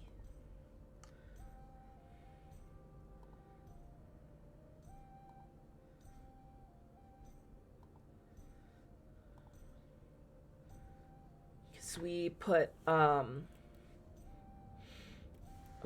our friends' pets into albums to use as our screensavers on our televisions.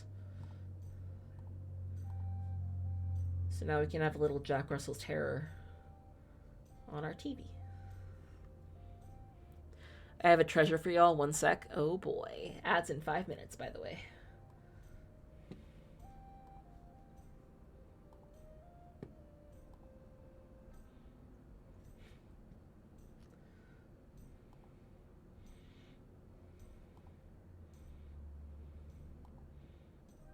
Oh my god.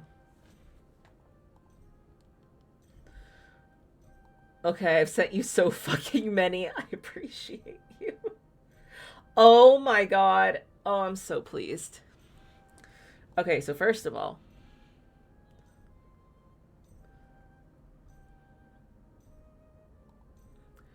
ah! When did it get so big? Scoot. Okay. First of all, we have this beautiful specimen. Please enjoy my son.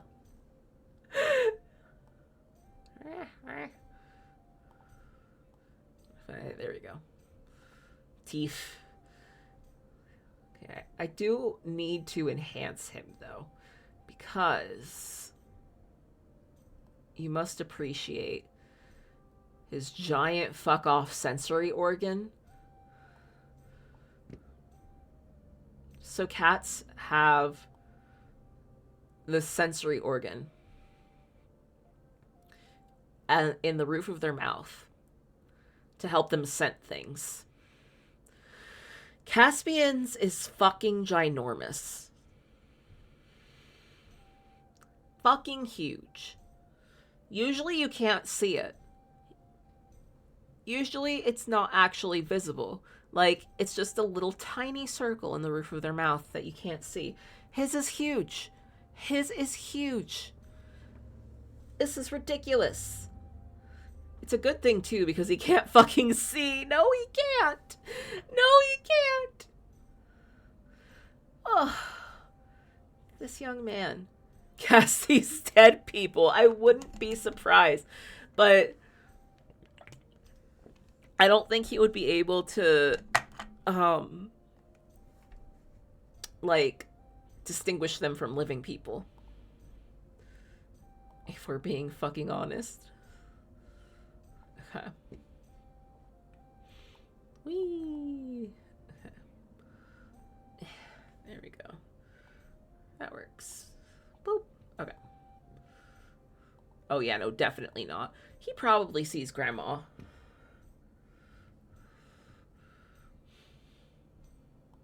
He probably sees the grandmother ghost. Oh my god.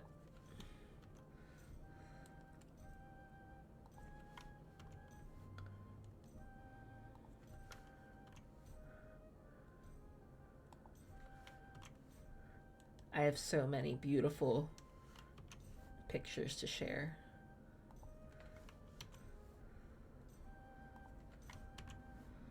Oh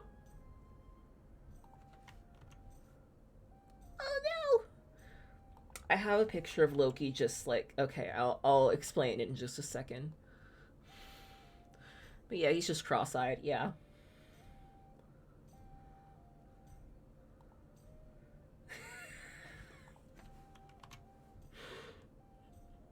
Oh my god.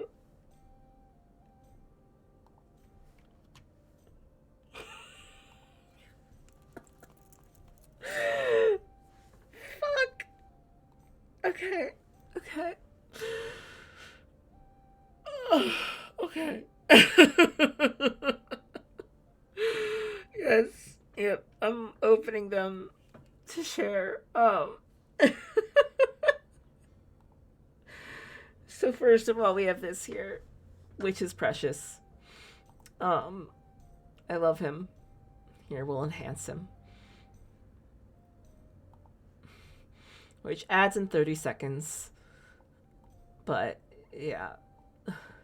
First of all, look at him.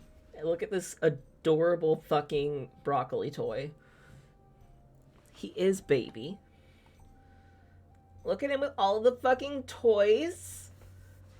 Beautifully arranged for him. God. Look at him. Okay, ads are about to start. You're not missing anything. I will also be taking a short break. Thanks for sticking around. I will see you again in a few minutes. Bye. Ah.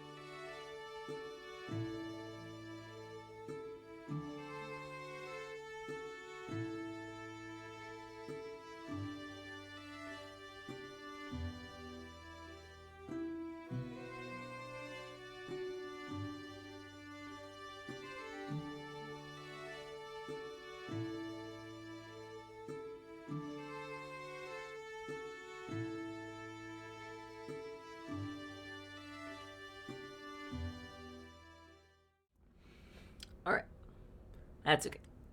Let's see. You were here. We were here with his little fella. God, I'm fucking dying. I miss having a dog around. I miss it so bad. Let's see. And he's just itchy. He's got an itch. He's got an itch.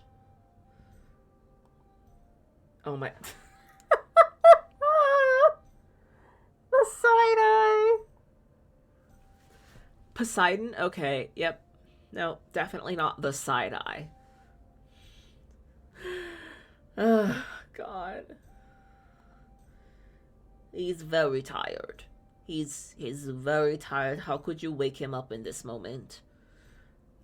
Also, I love this dollhouse back here. Very good. Very good. And the pride flags. Everything here. This whole picture is very good. Makes me very happy. It's just very, very good. He's very done with our shit here. How could you? How absolutely could you? Big yawn. Big yawn. And this one is just is so cute. He just looks very stout. It's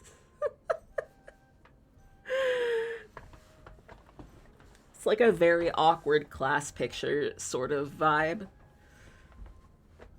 I love it. And this, I love this one. I have a picture of Loki somewhere. That's very similar to this. I'll have to find it. Sorry, I was brushing the boy. You're good. You're good.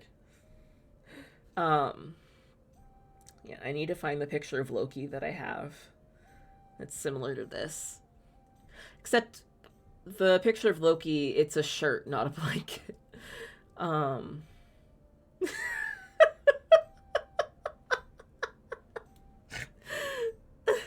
Stout has killed me. It's just very stout.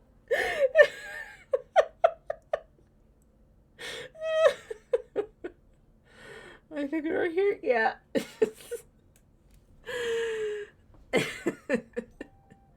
And this.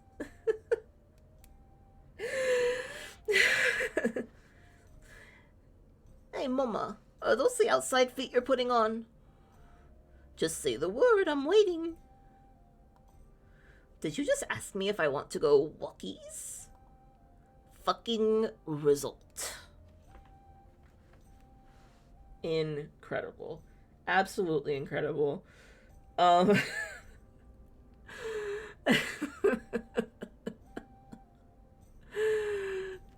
love him so much.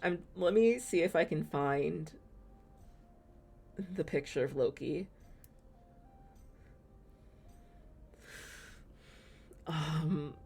God. I don't remember. I think it was in the last house.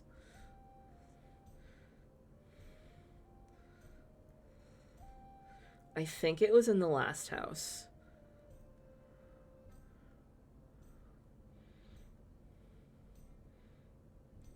Oh, yep.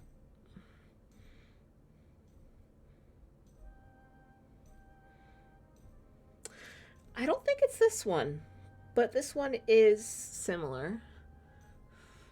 He is my child and I would kill for him. Absolute terror. Good. Good. Good. I miss Bokers. I also miss Bokers. I hope he's doing okay. Oh, this is also a good one. Yeah, we did not part on good terms with Loki's owner, so I have no idea how he's doing. Which sucks. I hope he's okay.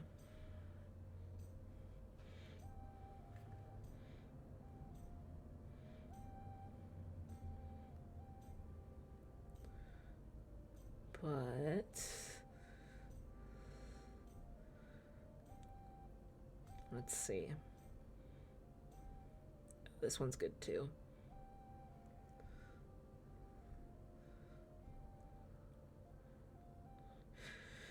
It might have been the blanket. I don't think so. I think there's a picture of him in our bed. I guess not. I guess it was the blanket. He's deaf now, which makes it quite funny when we want to take him on a walk and we have to shout walkies while shaking his lead aggressively. I love that. Oh my god. I love him. I love him. I have my doubts, but I hope, yeah. It was one of those situations where we ended up taking care of him a lot more than they did. So, like, fingers crossed. Fingers crossed that he's okay. Okay.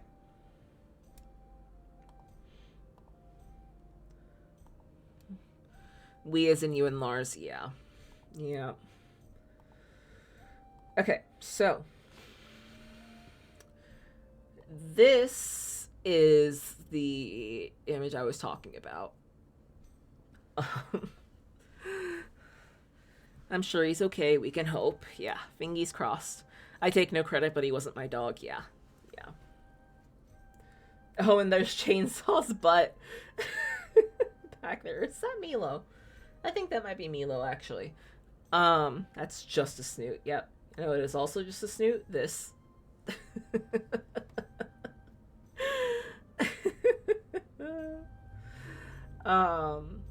But then, there's this. This image looked very much like the homophobic dachshund. So I made an edit. I added the caption.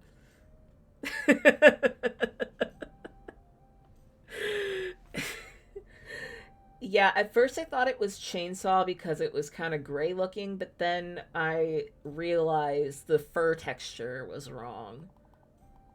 And also you can kind of see the black stripe and the striping over here. Like, Chainsaw used that tower sometimes, but not as often as Milo.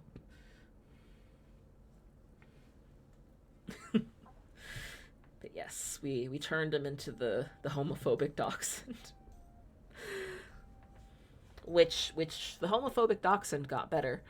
The homophobic dachshund grew and changed.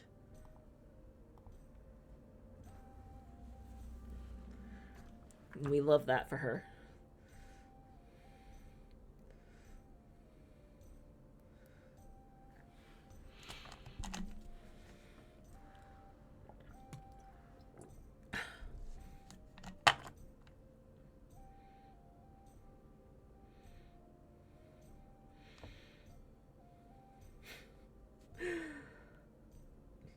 He was a funny boy. He's a very silly boy.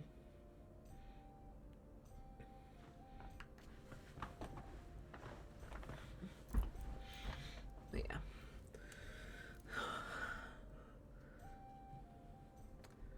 I am hoping he's doing well.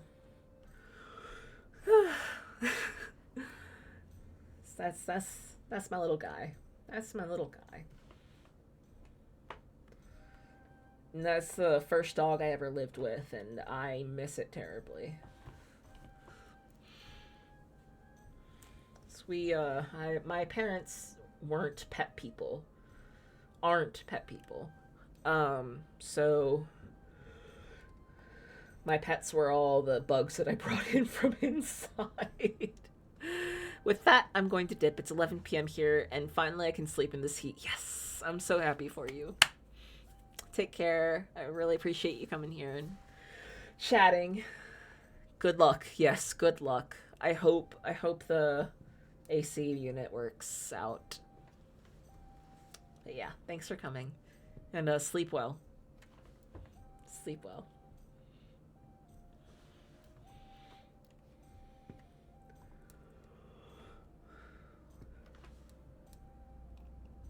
Whew. Okay.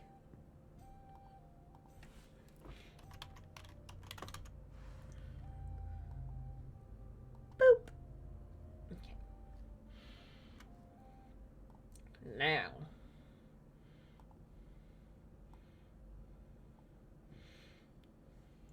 Me scoot some stuff around. We should all hydrate, by the way. It's true. It's true. You're absolutely right.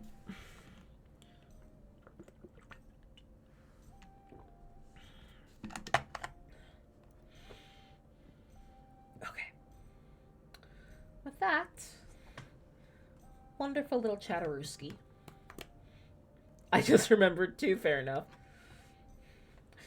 We can return to Vampire Therapist. The stream title, by the way.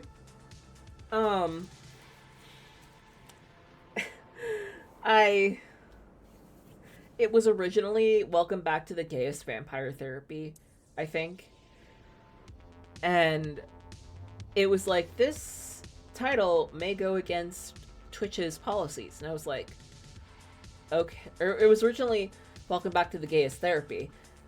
And I was like, okay, does it want me to make sure, does it want to make sure I'm not saying that I'm going to offer therapy? So I put Vampire Therapy. And it was like, it said the same things might go against Twitch's policies. And I was like, huh? So I took out gayest and it allowed it. And I was like,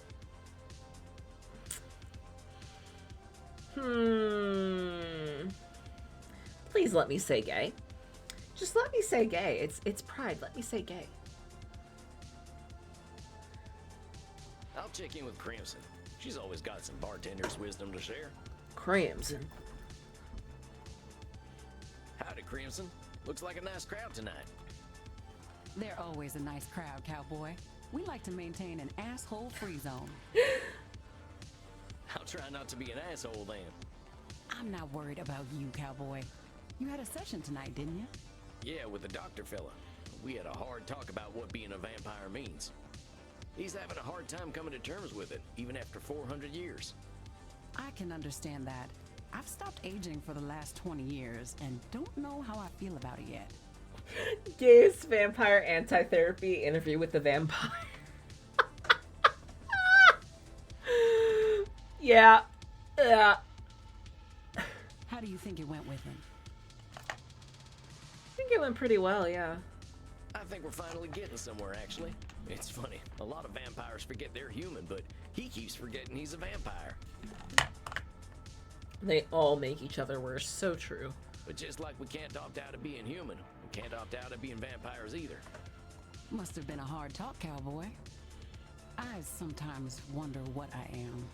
Staying the same age, drinking Andy's blood to live. Don't get me wrong, I like not being dead, but I still feel like I'm living on borrowed time. Is this a good time to ask why you don't just join the dark side? It ain't that bad being dead. I'm just not sure what I'd do with forever, you know? Eternity's a long time. Fair. Yeah, I think a lot of us vampires can't answer that question either. And I don't think there's one answer anyway. There you go. So I guess I'll keep putting off the question. You're wonderful, Crimson. So true. But nobody's rushing you, Crimson. You think I'd let anyone? But thanks for listening, cowboy. Now why don't you go mingle? There's a new fella in the kink room who's very interested to meet you. A new guy. I guess I'll go be social then. Thanks, Crimson. Wait a sec, that ain't... Greetings, my child. Keep your distance, amigo. I know our kind ain't had good history, but I ain't in the mood for an exorcism or nothing. My child of the dark. If I were to exorcise you, nothing would be left when I was done. Hey, Mercer, right? Only the good Lord is free of sin. We are all children of darkness. Holy smokes, what Bible have you been reading? I know my scripture, my son. However, I am by scripture and dark metal ordained, not by any church of man. So, you're some kind of freelance priest? Yes, I suppose I am. It is the only way I can give succor to those who need it most. So I gotta ask, seeing as we're in a kink room, what kind of sucker are we talking about? I can't say I wasn't thinking the same thing, but I follow in the path of the Lord.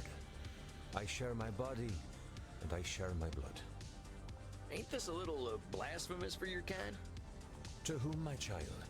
God is in everything, including you, sweet vampire. Can God blaspheme against himself? it's not that Mercer isn't talented at voice acting. I've just seen him DM, so I've heard too many of his voices. Fair enough. Fair enough. I've also, I remember looking at the, little promo post on Tumblr that I looked at after I started the game. And he was on... This character was on his little list of characters that he played. I merely wish to give comfort to those who live in darkness. And so, I choose to live in darkness with them. Come, my son. I shall give succor to you. Stop! Well, all right. Maybe if you stop calling it that.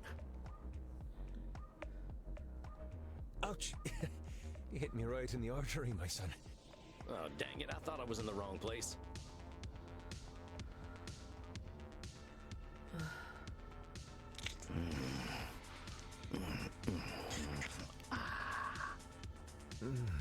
Thou shalt not want, my son. Are you comforted? Yeah, I guess I am. I know those of my faith have hunted your kind. Perhaps we fear our own sin, so we seek the sins of others.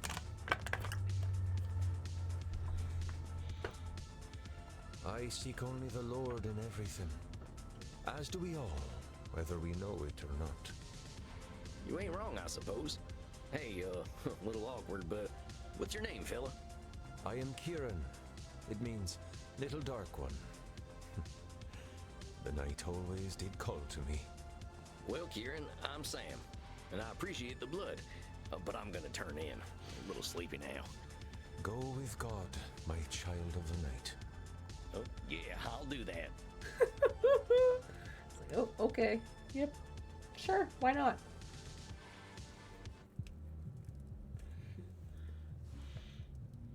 A fine evening to you, Samuel. Are you ready for tonight's session with Signora Teste? Yeah, I think so. I think we're making some good progress. Yay! That is wonderful. Remember, though, that the road to inner peace is not a straight line. True enough. I like to say I didn't make my path. Nature did. Samuel, you have the makings of a poet. Oh, I meant it more literally. When I was walking in the woods, I just walked where the land led me. But you see, this is a wonderful metaphor. If there is a valley between two mountains, that is the path nature takes us on. We often choose to climb the mountain instead when the easier path is made for us. Your experience guides your intuition more than you might expect, my friend. Guess it's that peasant wisdom the Signora mentions. Be careful with the labeling, my friend. I didn't mean it in a bad way. I ain't ashamed of being a peasant. I'm just folks, as we like to say. I can see why the Signora has become quite fond of you. Are you prepared for your session with her? Yeah, I think with our progress, there might be some other distortions to focus on. Let me think. I'm just folks.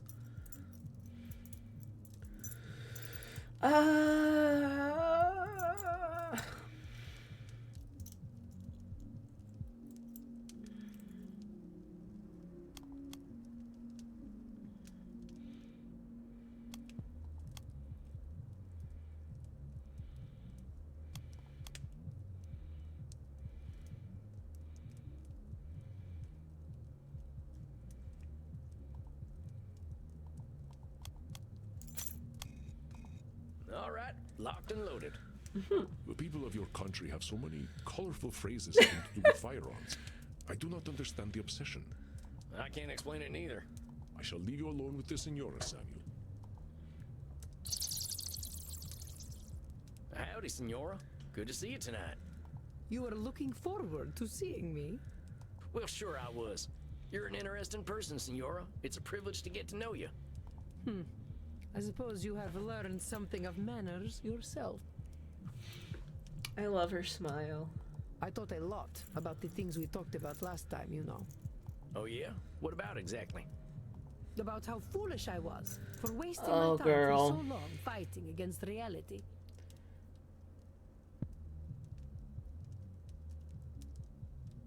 Fuck.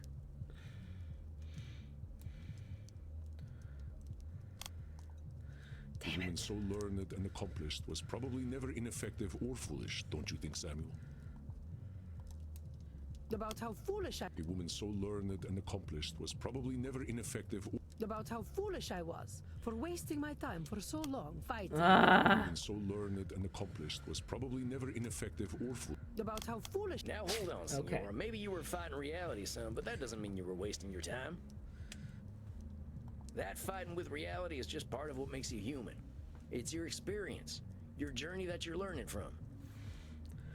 But if the aim was to control my family, I failed to achieve that aim. Yeah, but that's real all or nothing aim, Senora. It's easy to fail when the conditions for winning are so narrow, right? Yes, you are, of course, correct. Would that I had listened to the simpletons in my life earlier. Girl. Well, I'm glad you've been doing some thinking. You were putting so much pressure on yourself to be the one keeping your family going. I can tell how much it was weighing on you. I spent so long trying to fix them, trying to transform them into something that they were not. May I talk to you about my ex-husband, Sam? Oh boy. Of course you can. I know he gave you a lot of grief. He hurt me deeply, in so very many ways. He was the start of all my delusions because I thought I could fix him. I thought Frankie was the way he was because I was not an ideal wife. That perhaps he would have been faithful if I had been as beautiful or fertile as a Medici. I know I have been arguing with reality, as you have said, but the idea of a fruitful marriage, sanctified by God, this was the only reality I had. But that reality did not match with mine. God could not have blessed both our marriage and riddled Frankie's penis with French diseases. Oh my god. Okay. French diseases? We used to call syphilis the malfrance. Diseases don't belong to any nationality. You sound like a certain politician from back home. Do not insult me. Have I not suffered enough with my husband's disgusting malady?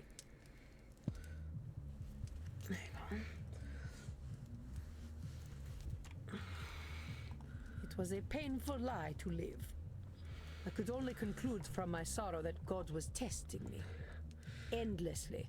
Girl. No. The Senora was seeking a justification for her feelings, and I believe she found one. It was a painful... The Senora was seeking a justification for her feelings, and I believe she found Is one. it control I want fallacy to challenge again? you on Okay. something there. That sounds like a kind of hopeless statement.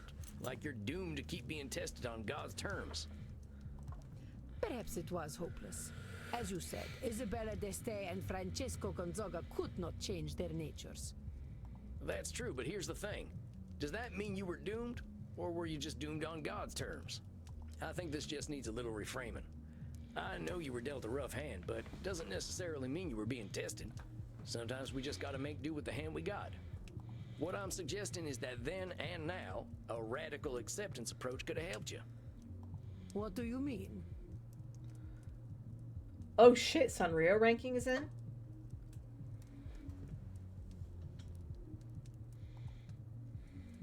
You could have been polyamorous.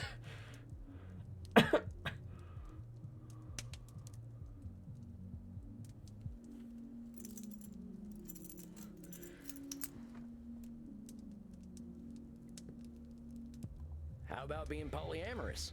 That way you'd still have each other at home, but you could have gotten different needs satisfied by different people. Please, It was the 1490s. Such things were not acceptable unless you were a pop singer like Bartolomeo Tromboncino.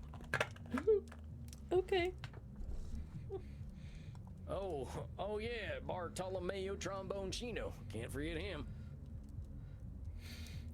Oh shit. Pum Pum Pudding, Cinnamon Roll, Pochaco. I don't remember who Pochaco is. Oh, okay. Year of the Puppy! Yay! Good job, puppy dogs. Do not be impertinent. He was a Frotolo star. Every man and woman dreamed of sleeping with him, including myself. Oh shit. Huh. I figure Fratello would have been illegal. All that rubbing in public. Oh my fucking god. Sam, you're killing me.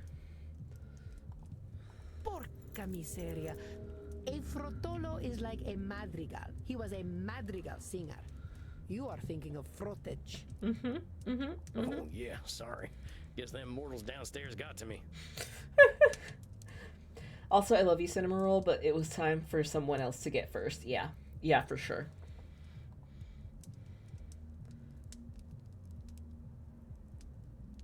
I don't know. You could have become a nun, right?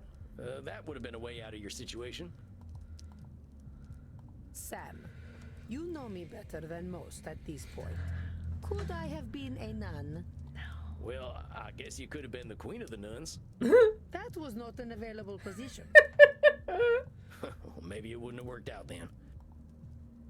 You could have had some sort of secret arrangement. That was pretty common back then, right? Oh, we did have a secret arrangement. The arrangement was that he kept secrets from me and I pretended not to know about them. Yikes. Had you ever considered talking about it? I could not. You do not know what it was like back then. A woman, even one such as I, was always subject to her husband. I did not have a say in his affairs. I had to play the part of the good wife and mother. You must understand, I only earned my significant power by playing the societal game. But he knew you were aware of his indiscretions, didn't he? It was hard to deny when he approached me with that rotten thing between his legs. So why not bring the issue out in the open? He would have become angry, I am sure. Perhaps he would have beaten me and taken away the privileges I had worked so hard to earn.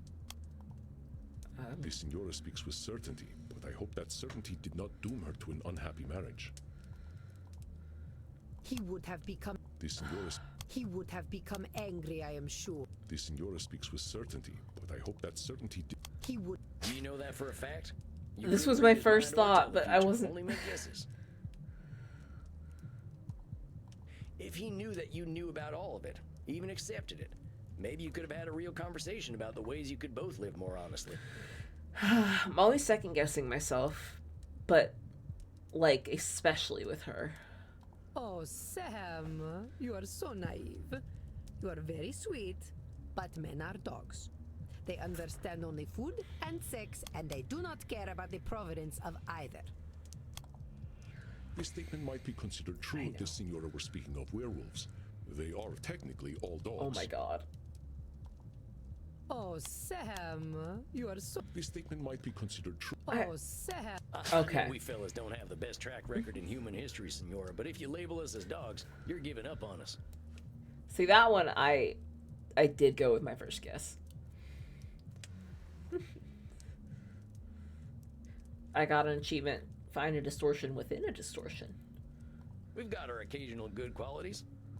Maybe we'll act like dogs, whining and snapping when we get scared, but challenging us is important. Oh, it is exhausting, Sam. Yeah, I know. Sorry about that. Point is, Frankie was no fool, right? He could be reasoned with. Well, he was wise enough to let me control Mantua. And he had his clever moments. See, mind reading was a good way to read a lot of stupid in his head. It wasn't all dumb. Perhaps it is pointless to tread over the past again and again. What has happened has happened. It has been nearly 5 centuries. I should not let the past haunt me so. She makes me sad. If I am true, Sam, I am still very angry about all the lies I was told. I may be harboring some resentment. You don't say. Sam. You will understand when I tell you of Frankie's greatest cruelty. I will tell you that the man, for all his fighting spirit, had very weak sperm, for he could not sprout a male seed in my womb. Is this blaming or control fallacy? Hold on, are Okay. you really blaming your husband's sperm for your having girls? It could not have been my fault. Girl. Senora, even I know it's just luck of the draw. I think you know that too. Fine. Perhaps I just wanted to insult Frankie.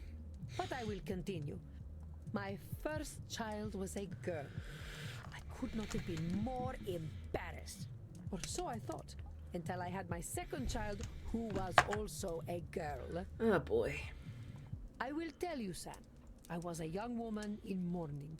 I did not emerge from my chambers for weeks. The next time, finally, I had a boy. My beautiful Federico. He was such a charming child. He would entertain me so with his clownish behavior. Your poor eldest and middle child. Okay, but I'm sure she would have been blamed either way. Oh, for sure. For sure. May I show you a picture, Sam? Well, sure, let's take a look. Look Aww. at him. Isn't he beautiful? He could have been a movie star or a model today, don't you think? Admit it, he is the most handsome boy who ever walked this cursed earth. Well, Why am I asking you? What do you know of beauty? Anyway, I gave all of myself to him. All my guidance, all my wisdom, and all of my love. And the other kids? Everyone said, you are doting on him. Give him some air. How dare they tell me my business? I am Isabella d'Este. I know what is right. Senora, I'm sure you knew what was best for your son, but ain't it possible that those people might have been able to help you? It's lonely work when you feel like you can't listen to anyone else. Are you telling me how I should have raised my son? I got a better sense of self-preservation than that, Senora. But you gotta admit, this Nosferatu thinking of being always right is pretty exhausting, ain't it? Oh, that is true. And as it turned out, pointless. It did not matter in the end. Frankie, in his supreme foolishness, managed to get himself captured by the French. He ransomed himself out of prison with something more precious than all the gold in Venezia, more valuable than the Pope's seat. He sold my son, my beautiful Federico. Dang, that must have been devastating, Senora. I can't imagine how painful that must have been. No, you cannot. For you will never be a mother to a son so beautiful, so intelligent, and so pure. But that was not the end of my pain. It was not enough to take my son away. Not content to merely break me, the French, as always, needed to corrupt. Thank you. They sent my sweet Federico to a den of filth, a place where chastity went to die, straight to the crossroads of Sodom and Gomorrah. Oh. They sent him to the Vatican. Oh. Oh. The Vatican? Seems like that'd be a pretty boring place for a boy to spend time. This was Rodrigo Borgia's Vatican. It was a city of prostitutes and perverts, and he was their mayor. Oh no. My poor Federico. He was a boy of a certain age. Oh. Not have prepared him for the temptations he encountered. Oh, buddy. When he finally returned to me, he was no longer Isabella d'Este's child. He was the child of Francesco Gonzaga, an experienced whoremonger in his own right. Oh, damn. Isabella's need for perfection caused her to no longer recognize her son. Quite a sad story, I must say. Hold on a sec. No longer your child? You can't think that's true. You raised that boy, and there's no way he could forget you. Maybe he got up to shenanigans out there in the Vatican, but you're only hurting yourself by erasing your influence on him. Now be honest. Did he lose everything you taught him? No. No. He still had an appreciation of art, for which he had some taste. And he had some political acumen, I suppose. I'm not saying you should forget what happened to your son. That would be pretty unrealistic. But give yourself some credit for the influence you had, huh? You are kind, Sam. Thank you. But it is hard to forget the child who returned to me. I am a man now, mother, he would say. I do not have to listen to you. And indeed, he did not. Which is why he died of syphilis, just like his depraved father. He did not even have the courtesy to wait until I was dead. Now do you understand why I prefer the illusion of truth and beauty I try to bring to art? Jesus, indeed. My mother told me when my marriage was young, Isabella, you must pretend that all is as it should be. The truth is dark, but you must maintain your own. I hate to say it, Senora, but I think your mama was spouting a few should statements of her own. Keeping up that illusion must have been draining. That is why I tried to create my own illusions. If I depicted love and chastity in their ideal form, I could make that illusion come true. Well, Senora, if anyone were strong enough to change the world's morality, it might be you. But I think you know the truth is that you don't have that kind of control. No one does. Then why am I here, Sam? Why are any of us here? Are we here to eat, sleep, fornicate, and die? Sounds like it sucked, though. Yeah, for sure. I know a few folk who might say that's why we're here. It's one of them existential questions, ain't it? Here's my take, Senora. I think you're here to be you. I certainly hope you have something more intelligent to contribute than that. I don't really. Here's the thing, Senora. None of us is gonna change the world overnight, or even in a millennium of nights. But our being here, being ourselves, swings the pendulum in a whole bunch of unknowable ways. That is a dark interpretation of reality. Are we truly so powerless? Isabella sees imperfection as helplessness. Help her see otherwise, my friend. That What I'm saying, I Senora, thought it was is control not that we're fallacy. powerless. I'm just saying we ain't gonna change the world on our own. Not everyone's gonna buy what we're selling, but some people are gonna get it. People are still out there talking about the art you brought to the world. Maybe fellas like me don't know who you are. I bet that nasty pope from your time wasn't your biggest fan. But you can't help but be an influence on people. Just not all people. Ain't that so? I do not know if that is enough for me, Sam. Well, here's what I think we should do, Senora. All them efforts of yours are always facing outward. How about we spend some time on you? What do you mean? I mean, let's work on the things Isabella d'Este likes. Forget about the rest of the world. What are you putting in your art that's for you and not for anyone else? Is it a little embarrassing? Hush. If you must know, it is centaurs. I like centaurs. Oh, I love her. I love her so much.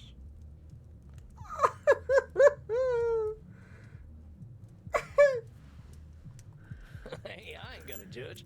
Sometimes I like horses better than people too. Yes, well, they are pleasing to look at. Oh, she likes centaurs. Now, how about this then? Why don't you pick up a brush and paint yourself up a centaur? I have not attempted to paint for centuries. Do it. Do it. Do it. This is just for you, Senora. No expectations. How's that sound?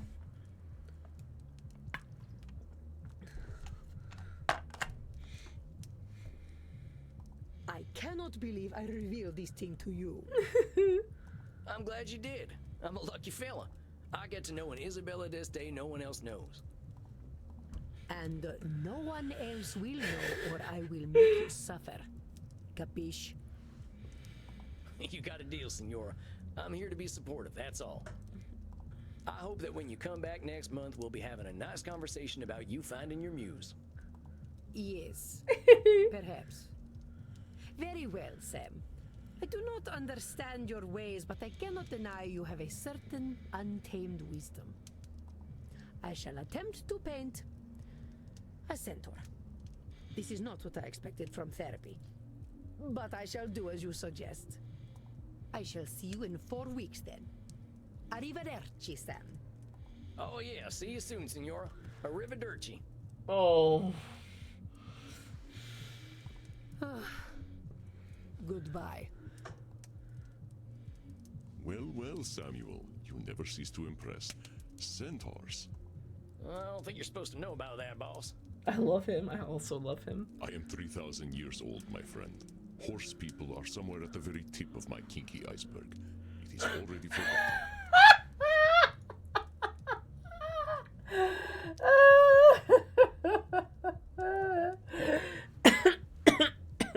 Yeah. Yeah. Well, the Senora's pretty embarrassed about it, so I'd appreciate it if you kept it to yourself. Oh, I should have. I should have taken a screenshot of that. That's okay. Senor Deste is wise to put her faith in you, Samuel. I will gently remind you that relationships between therapists and clients are highly discouraged. Oh my god. Oh, come on, Andy. It ain't like that. Senora Deste is just... You're messing with me. Of course I am. Unless... Unless. All right, you know what? I'm going downstairs. I could use a drink. Well earned, Samuel. Please, rest in peace. Y'all want to see the fucked up horses I drew yesterday?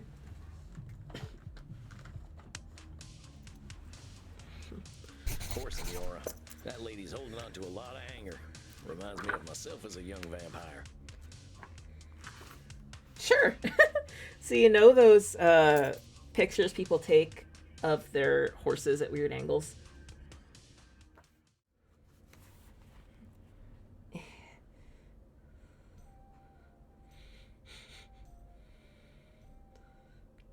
I just sketched some of those.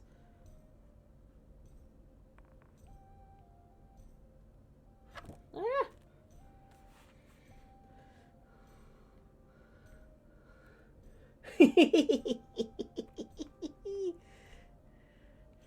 And of course, a Camlan quote. Our horse is still a thing. I believe that's an episode name, actually. But it is also a quote. There you go. My weird horse art. Yeah.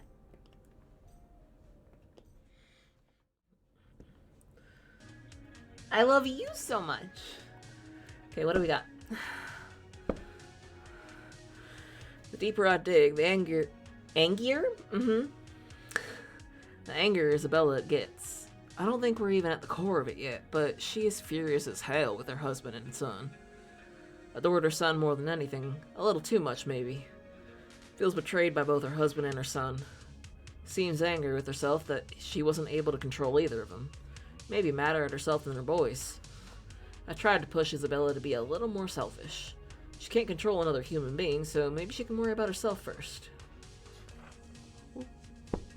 Pretty hot in here tonight. I think I'll get some air. Maybe I can get to know Bert a little better. Hey, Bert. How's the crowd tonight? I love you, Bert. Same old, huh? So, what do you think of Leipzig, Bert? Real fascinating architecture here. Hey, not everyone's into architecture, I get it. So what do you do for fun here?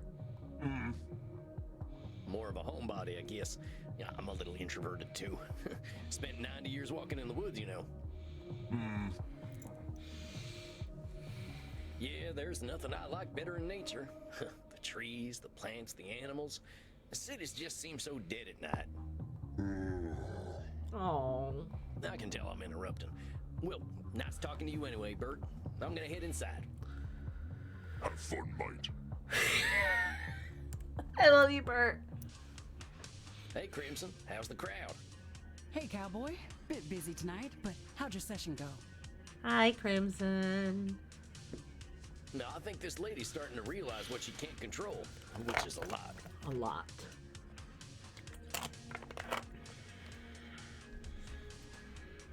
She's still mad as hell about it, but I think we're getting closer to acceptance.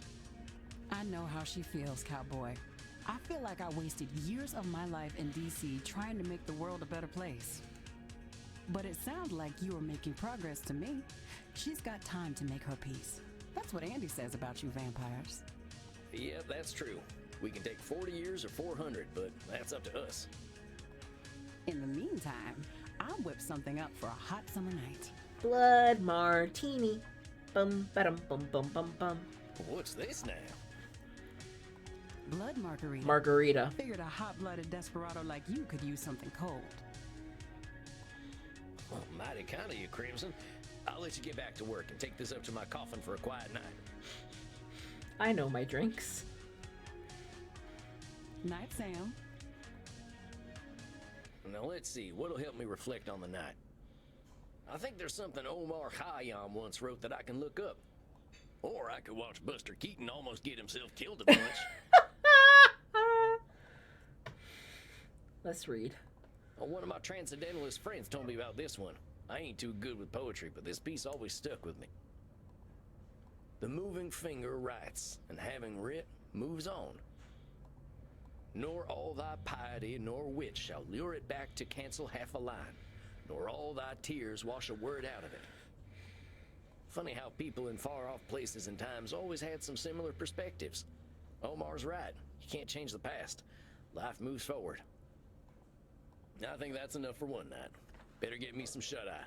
Got the feeling my work's gonna get harder before it gets easier. Fair enough.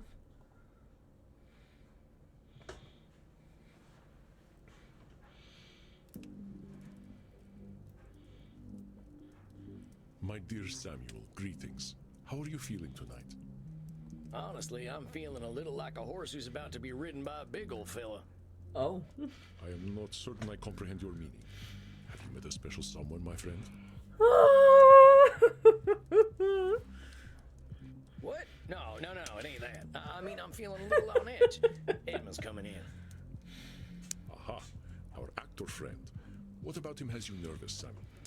He's just a lot to deal with. I find myself a little drained after our sessions. Ah, yes. Challenging the reality distortion fields of those with narcissistic tendencies is taxing. I know, but if I'm here doing this therapist thing, I should help him one way or another.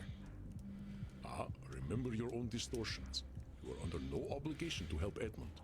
If helping him drains you, remember that you do not have to aid him. Oh. Yeah, you're right. I still want to try, though. I want to see if I can help him. I shall not stand in your way then. Have you an idea of what distortions he might be exhibiting tonight? Yeah, I was thinking about that. Excuse me. Shit. Always right for sure. Mind reading.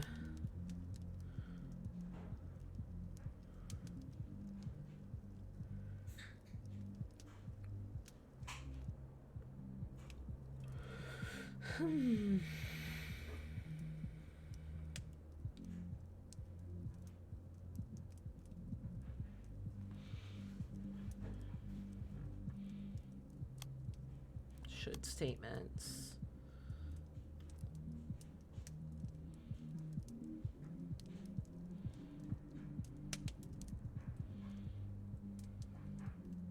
Labeling. I think that should cover it. I wish you peace and patience, Samuel. Good luck tonight. Thanks, Andy. Thanks, Andy. Edmund, amigo, how's it hanging? To the left and most proudly, my dear boy. Sir! Indeed, tonight I sit before you victorious. Thy gentle prodding hath guided me back to the womb of creation. Do I want you to spell that out for me? The stage, good sir, the stage. For if all the world's a stage, then the stage is where humanity is born. Oh, yeah, I guess that must be true. So what are you saying? You nabbed some kind of juicy roll? Ads in 5 minutes, by the way. Not just any role. Nay, I have been given the opportunity to once again subvert the audience's expectations. Though it was thy tender words that cleared the mists of doubt from my mind and reminded me that I belong to the stage, not to the audience. Well, I'm glad to hear that, Eddie. Tell me all about it. What's been going on? Do you remember the advice you gave me when last we met? I told you to film yourself doing some acting, right? How'd that go? I did as you suggested. I set up a camera, and for no one but myself, I became the Dane. Marmaduke? Oh my god. Hamlet, my dear boy, Hamlet. I watched the great Edmund Kean inhabit the bard's greatest role once again, and in him I saw humanity pure, naked, and true. It was akin to pornography, albeit far more. Marmaduke! That Edmund Kean, I told myself, he and only he could produce something so beautiful. I don't remember personalization.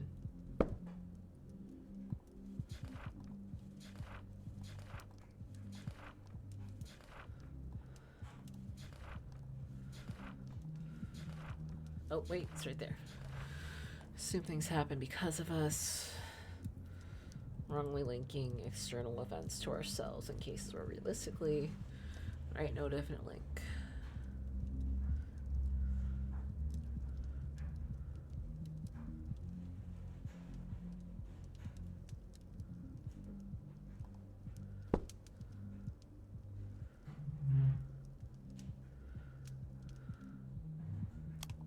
Wait just a minute there, Eddie.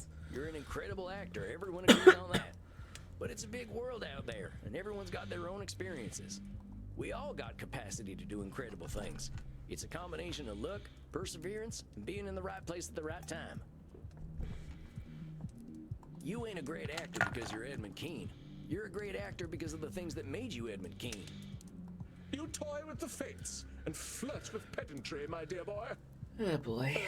It is often said that an infinite number of monkeys with an infinite number of typewriters at infinite time could produce all the works of Shakespeare, but such a thing is infinitely unlikely. Okay. If you will permit me to continue, to watch myself act without an audience was simply rapturous. I am not ashamed to admit that I did weep. I wept for the stage, that I deprived it of my greatness on account of my own misplaced dread. I have been a cream-faced loon, a devout coward, and most religious in it. Why should Edmund Kean fear any audience? Damn. Okay. Edmund's way of describing himself might be causing some strange behavior. I urge you to challenge him. I have been a cream-faced loon, a devout coward. Whoa, slow down there, Eddie. I don't know what the heck a cream-faced loon might be, but it don't sound too good. Yeah. Think about the Edmund that showed up here 2 months ago. If I had hurled a bunch of insults at him, would that have motivated him in any way? I suppose not. That lily-livered boy was not ready for the weight of truth. You were wise indeed to treat him gently. That boy's you, Eddie. He's still in there, so be nice to him, all right? Very well. Honeyed words entrap sweeter prey, do they not? You spoke truly. Edmund Kean bared his chest to all the slings and arrows of an unappreciative audience and was somehow surprised when they hit their mark. The Edmund Kean that you see before you is armored in love of the craft that no arrow may penetrate, and so casts aside the cloak of cowardice. Cream face. Yep. To think, I feared mortal directors. I feared the audition and the criticism that would come afterward. I feared the cast list, bereft of Edmund Kean. But to you I give thanks. For can a mortal director know my brilliance? Nay, they're all clay-brained guts and mouldy rogues. Their disrespect for the craft makes fools of them. Eddie, what's that labeling doing for you? If you don't respect directors, why do you think they're gonna respect you? Because I am worthy of respect. I create. They merely push the chess pieces on the board. Oh boy. You know, my Whoa old there. John used to say, respect given is respect earned. Maybe them directors would be bigger fans of yours if you didn't call them names. Ads are about to start. You're not missing anything. I will also be taking a short break. Thanks for sticking around. I will see you again in a few minutes. Bye!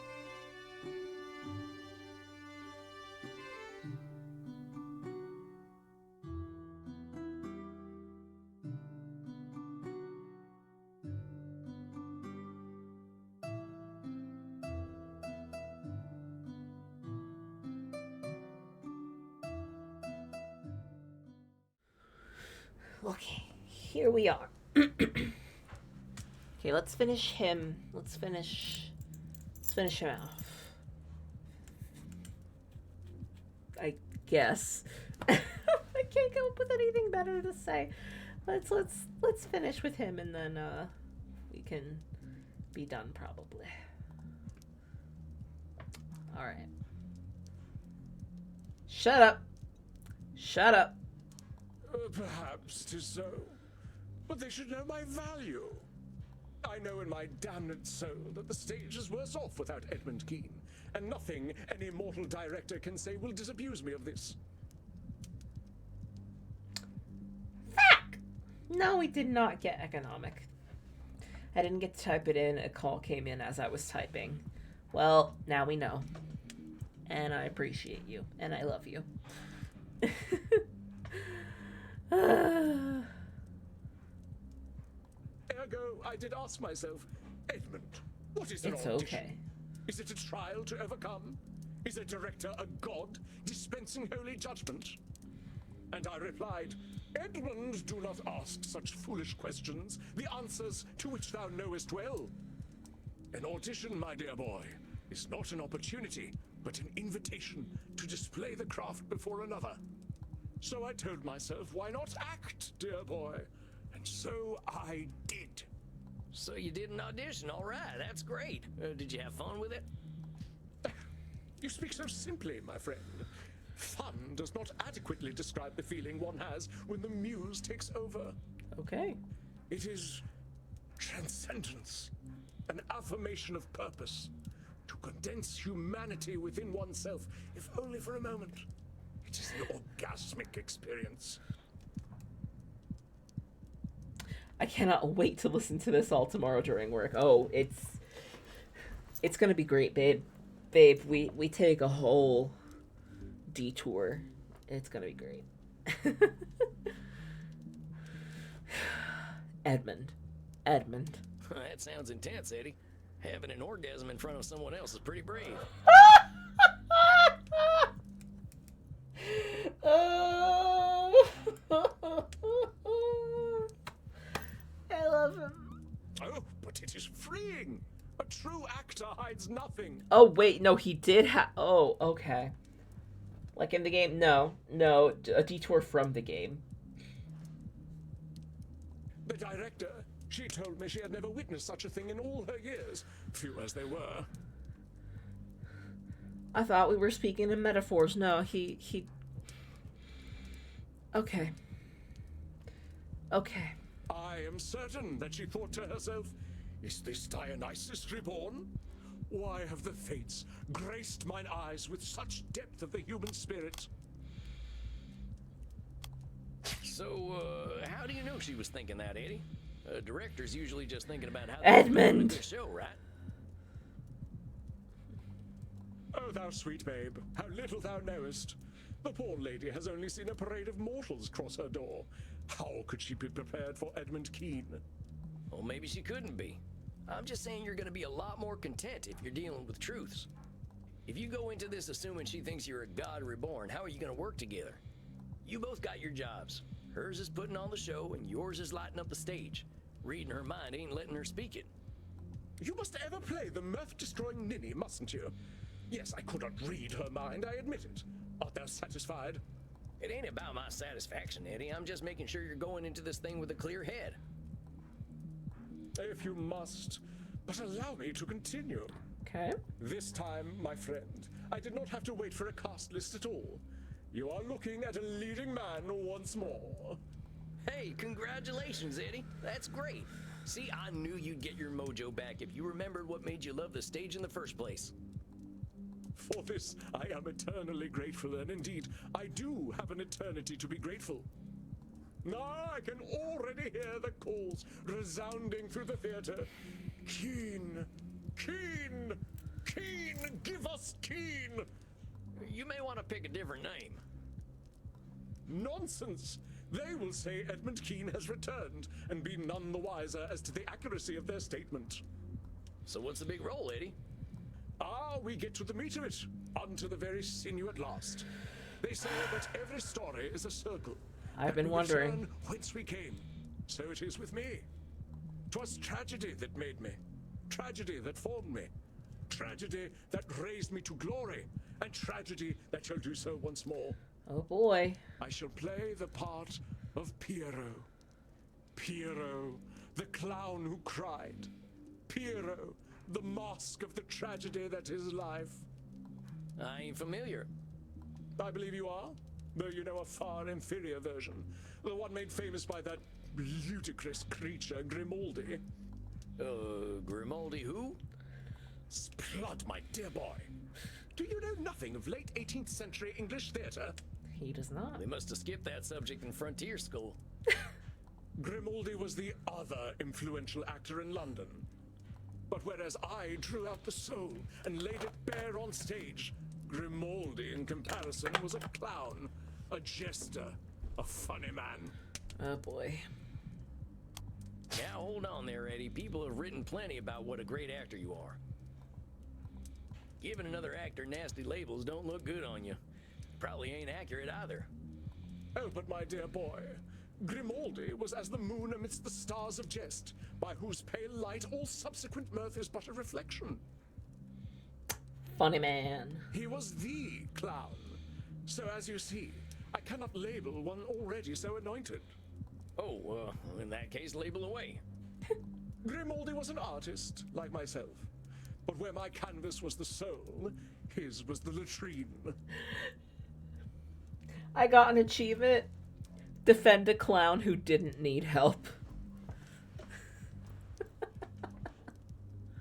When I strode upon the stage, my audience saw all the acts of life play out, in all their woe and joy. Oh, but Joey Grimaldi, the great clown himself, could create bottom noises with his armpit. Yet whose name was on the lips of the adoring public? Not Keen's, no. Not the bard's emissary. Give us the farting clown, they cried. Give us Grimaldi.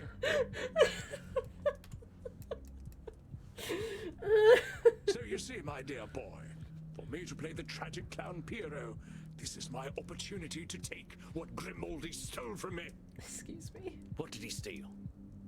He stole my audience. Eddie, from what you've told me, I don't think you and this Grimaldi fella had the same audience. No. I don't think anyone showing up for a farting clown show and getting Edmund Keene is going to be too My happy. guy, And it my had guy. nothing to do with you. But if Grimaldi had not peddled his base filth, my audience would not have waned when it did. They would have been mine. Mine. And if the sun didn't shine, we could go out during the day. Come on, Eddie, the world ain't waiting on you. Grimaldi had his audience and you had yours. Ain't nothing wrong with that. Perhaps, though I weep bitter tears to think the people so base. And I weep for myself, my dear boy. The riches and fame he received should have been mine, and would have been, had the fates not cursed me with his birth. His fame and riches should have been yours according to who, Eddie? According to common sense. Whose common sense? Again you malign me with your beastly rhetorical traps. Can you not let a man vent his spleen without being so assailed? I ain't trying to give you a hard time, Eddie. I'm just asking you to question them shoulds of yours. Maybe you wouldn't need to vent that spleen so much. The point I'm trying to make is that making things about Grimaldi versus Keene ain't doing you any favors. There is some truth in your words. Why should I lower myself to his level? I am no flatulent jester. I am Edmund Keene. Flatulent jester. And mark my words, my boy. I shall cast Joseph Grimaldi from the Thespian Order. When I play Piero the Clown, Wikipedia shall forget all about that fool. I don't think so. No. Now Edmund believes he can change humanity's interpretation of history. This is a bit of a lofty goal. And mark my... No. Now Edmund believes he... And mark my words, my boy. Oh my now God. Edmund believes he can change humanity's Okay. Just a sec there, Eddie. If Grimaldi is just a fool, you ain't taking his influence seriously. Reductive labels ain't gonna do much for you, compadre. Your words hold a mote of wisdom. Very well. I shall redouble my efforts to ensure my audience knows Gribaldi was a mere fool. Oh, buddy. You see, my dear boy, I have already calculated my triumphant return to the stage. Okay. Every move, every word, every expression shall be unassailable. You see, Edmund Keene is never wrong about matters of character. I'm glad to hear your confidence, Eddie, but I just want to give you a word or two of caution. Acting's all about humanity, not just Eddie Keene, right? If you don't give yourself a little room to bend, your audience might not see themselves in you. Ha! Let them dream their filthy little dreams. If my body is that which draws them in before I spring the theatrical trap, I care not. I didn't mean that. I just meant that you're drawing some hard boundaries acting-wise. Giving yourself some middle ground ain't a bad thing. I know you play your part, therapist, as I must play mine. I have heard your cautions. They need not be repeated. Oh, boy. Indeed, I doubt our meetings will be necessary any longer. Okay. I must confess to some strong misgivings about you, therapist. There are Okay. times when we speak that I feel exposed, diminutive, and weak, and I can only conclude from those feelings that you are trying to hurt me. How do you know I'm trying to hurt you, Eddie? Actor's intuition. The heart knows what the head doth not. But the heart ain't always right, Eddie. I'm asking you what your head knows. How do you know I'm trying to hurt you?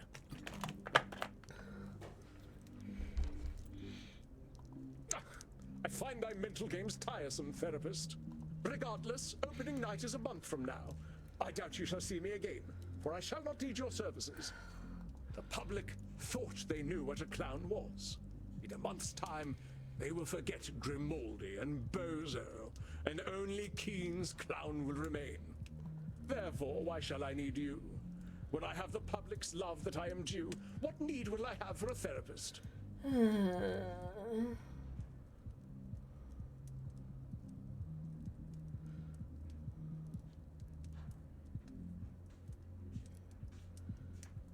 Eh?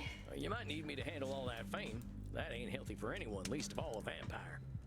Nonsense. You forget, dear boy, that I was raised as the darling of the public. I was a star at the age of 6.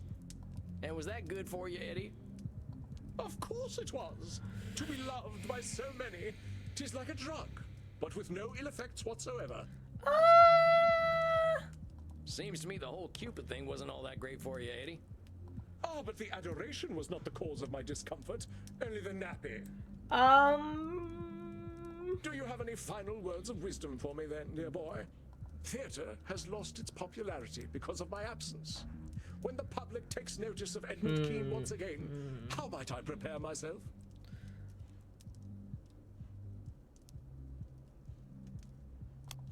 I just want to remind you, Eddie, that even if you give the greatest performance of all time, people ain't waiting for you. Think about how you felt when you were acting for yourself and not for the audience. Your most important audience member is you, compadre. Ever the nemesis of mirth art thou, Sam Walls. But there is a little wisdom in what you speak. I shall remember Edmund Keene. I suppose then that this is goodbye, dear boy. You sure you don't want me to keep your session slot open for next month? There is no need. As you are so eager to help others, please do so, and worry not for Edmund Keene. Tell you what, I'll keep it open just this once. I'll take the night off if you don't show up. Sound good? Then I beg you enjoy a night of simple peace. You shall not see me. I give you thanks. And please, send me a V-mail. I shall arrange theatre tickets for you if you are ever in London. I'll do that, Eddie. You take care of yourself, you hear? I shall be Edmund Keene's greatest advocate. Farewell, therapist. May fortune favor you as it has me. Adios, Eddie. Oh boy. Well, Samuel, He's gonna be back, yeah, seems for you're sure. down one client. Yeah, I guess so. If he thinks he doesn't need me, I guess I'm doing something right. You are unsure. I don't know, Andy. I think that fella's got some more work to do, but he ain't ready to do it yet. I believe you are correct, Samuel. I did warn you that this was likely to happen with our dear Edmund Keene. Do not consider it a failure of yours. Remember that we are all on our own journeys, and some of us need a little extra time to reach the next stage of that journey. Oh boy. Or in my case, a few thousand years. We cannot control the mind of any other. Yeah, I suppose that's the way it's gotta be. Go downstairs and have a drink to fate's whimsical turns. It is that which we cannot control that makes the world so rich and interesting. All right, Andy, that sounds good right about now. Go then, my friend. The night awaits. Rest in peace. Oh, thanks.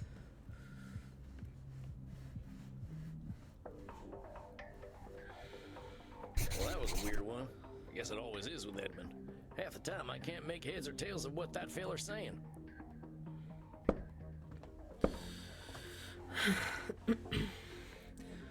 Guess that's it for Eddie. He quit therapy today. I guess I'll close out my notes. Eddie got cast in a play as some famous clown he had a rivalry with back in the day. He's rekindled his love for acting, not just the audience. Still thinks everyone is waiting for him to light up the stage. Obsessed with his own Wikipedia. I don't know how I feel about this one. I hope I'm wrong and that Eddie is going to be fine, though. Actors are strange. I'll go check in with Crimson and see if she's got any of her wisdom to share. How we doing tonight, Crimson? The drinks are flowing and the blood's pumping. Can't ask for more than that. How are you, Sam? Well, I had my first client graduate. They quit therapy today. Congratulations, cowboy. Helped a vampire see the light, huh? How do you feel about it? I think he feels weird. I think he feels weird about it. I swear this fella's just doubling down on the stuff that's making him unbalanced. He thinks he's gonna make the whole world admire him. I'm afraid he ain't nearly born enough for mass appeal. Sorry to hear it, Sam.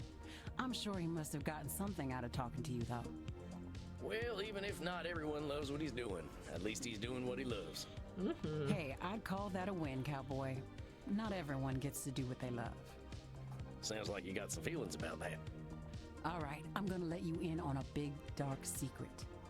Maybe even darker than the fact that I drink blood. Oh, shit. I'll hold it with high honor, Crimson. I liked being a lawyer. Oh, you're right. That is dark. That was dark. Oh, shut up. I was good, Sam. I fought the good fight, and I knew case law like the back of my hand. The law just moved too slowly for me in the end, and getting cancer made it seem meaningless. Now, I love this place, and I love Andy, but I know I wasn't born to bartend. Couldn't you practice law in Germany? You try learning German and tell me how it goes, Desperado. Oh, come on. It ain't that hard. I've picked up some German already. Ich spreche Deutsch good. Oh. Hold me, Maxie. The cowboy is being once again too cute. I believe I shall burst. Cowboy, come with us and we will teach you how to speak sehr good Deutsch. I think I hear my dinner calling. I'll talk to you later, Crimson. Be gentle with him, you two. The double Now OMG. he will teach you the German that is most important for you to know. Oh, no. It is important to ask politely when you wish to drink from someone's neck. Tell them, your neck is beautiful. May I drink from it? Ihr Hals ist wunderschön. Darf ich von Ihnen trinken? Now ask Reinhard if he will let you drink from his neck. It is very important to get the declensions correct in German. Oh, fuck.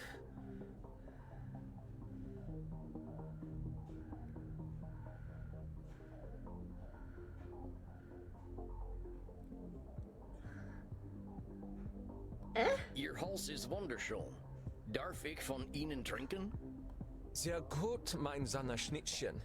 Ja, wunderbar. Du kannst gerne von meinem Haus trinken. Okay.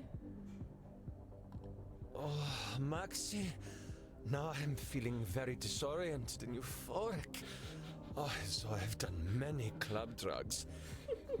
I will take you home, Knutkugel. Now what do you say, cowboy? Oh, Dankeschön. Dankeschön, sexy. We must practice together so. Oh, I God. must take this hot little man home now. Tschüss, tschüss. Oh, yeah, see you later, you two. Well, it's about time for some shut-eye anyway.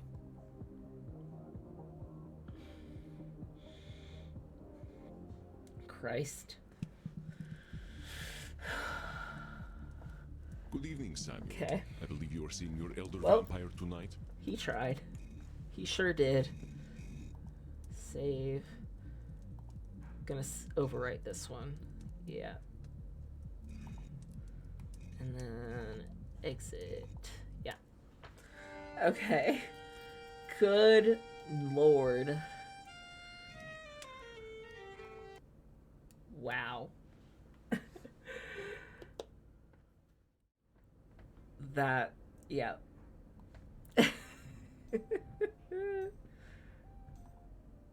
That was a lot of fun, guys. Thanks for hanging out tonight.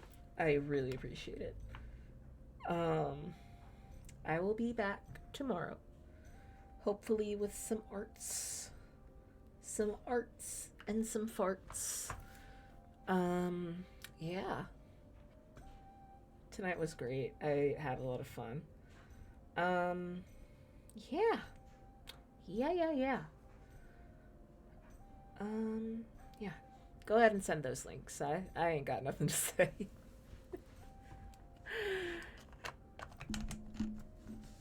It was good. It was a good time. It was a lot of fun.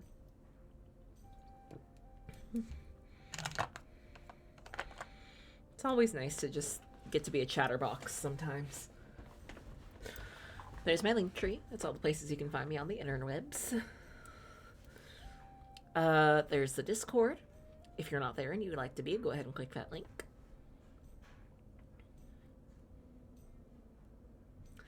And there's my shop. There's lots of cute shit there. And you should go check it out.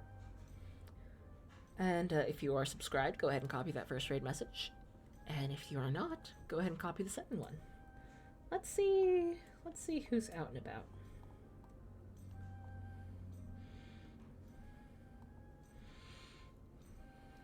Okay. I keep forgetting. I will add that. I'll go ahead and add that right after we raid.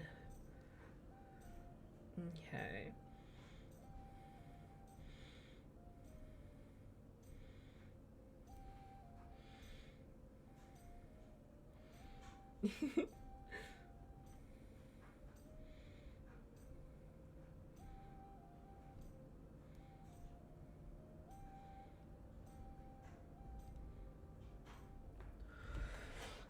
Let's see.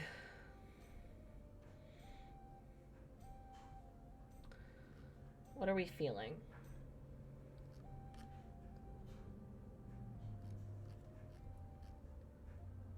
Because we've got kitties.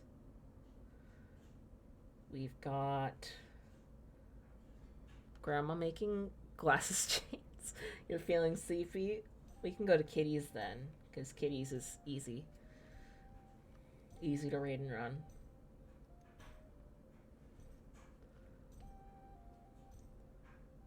Yes, let's go see the kitties. Alright. And there, oh my god. Okay, yeah, let's go see the kitties. I will get that started for you. Thanks again for hanging out. I really appreciate it. And I will see you again tomorrow. Take care.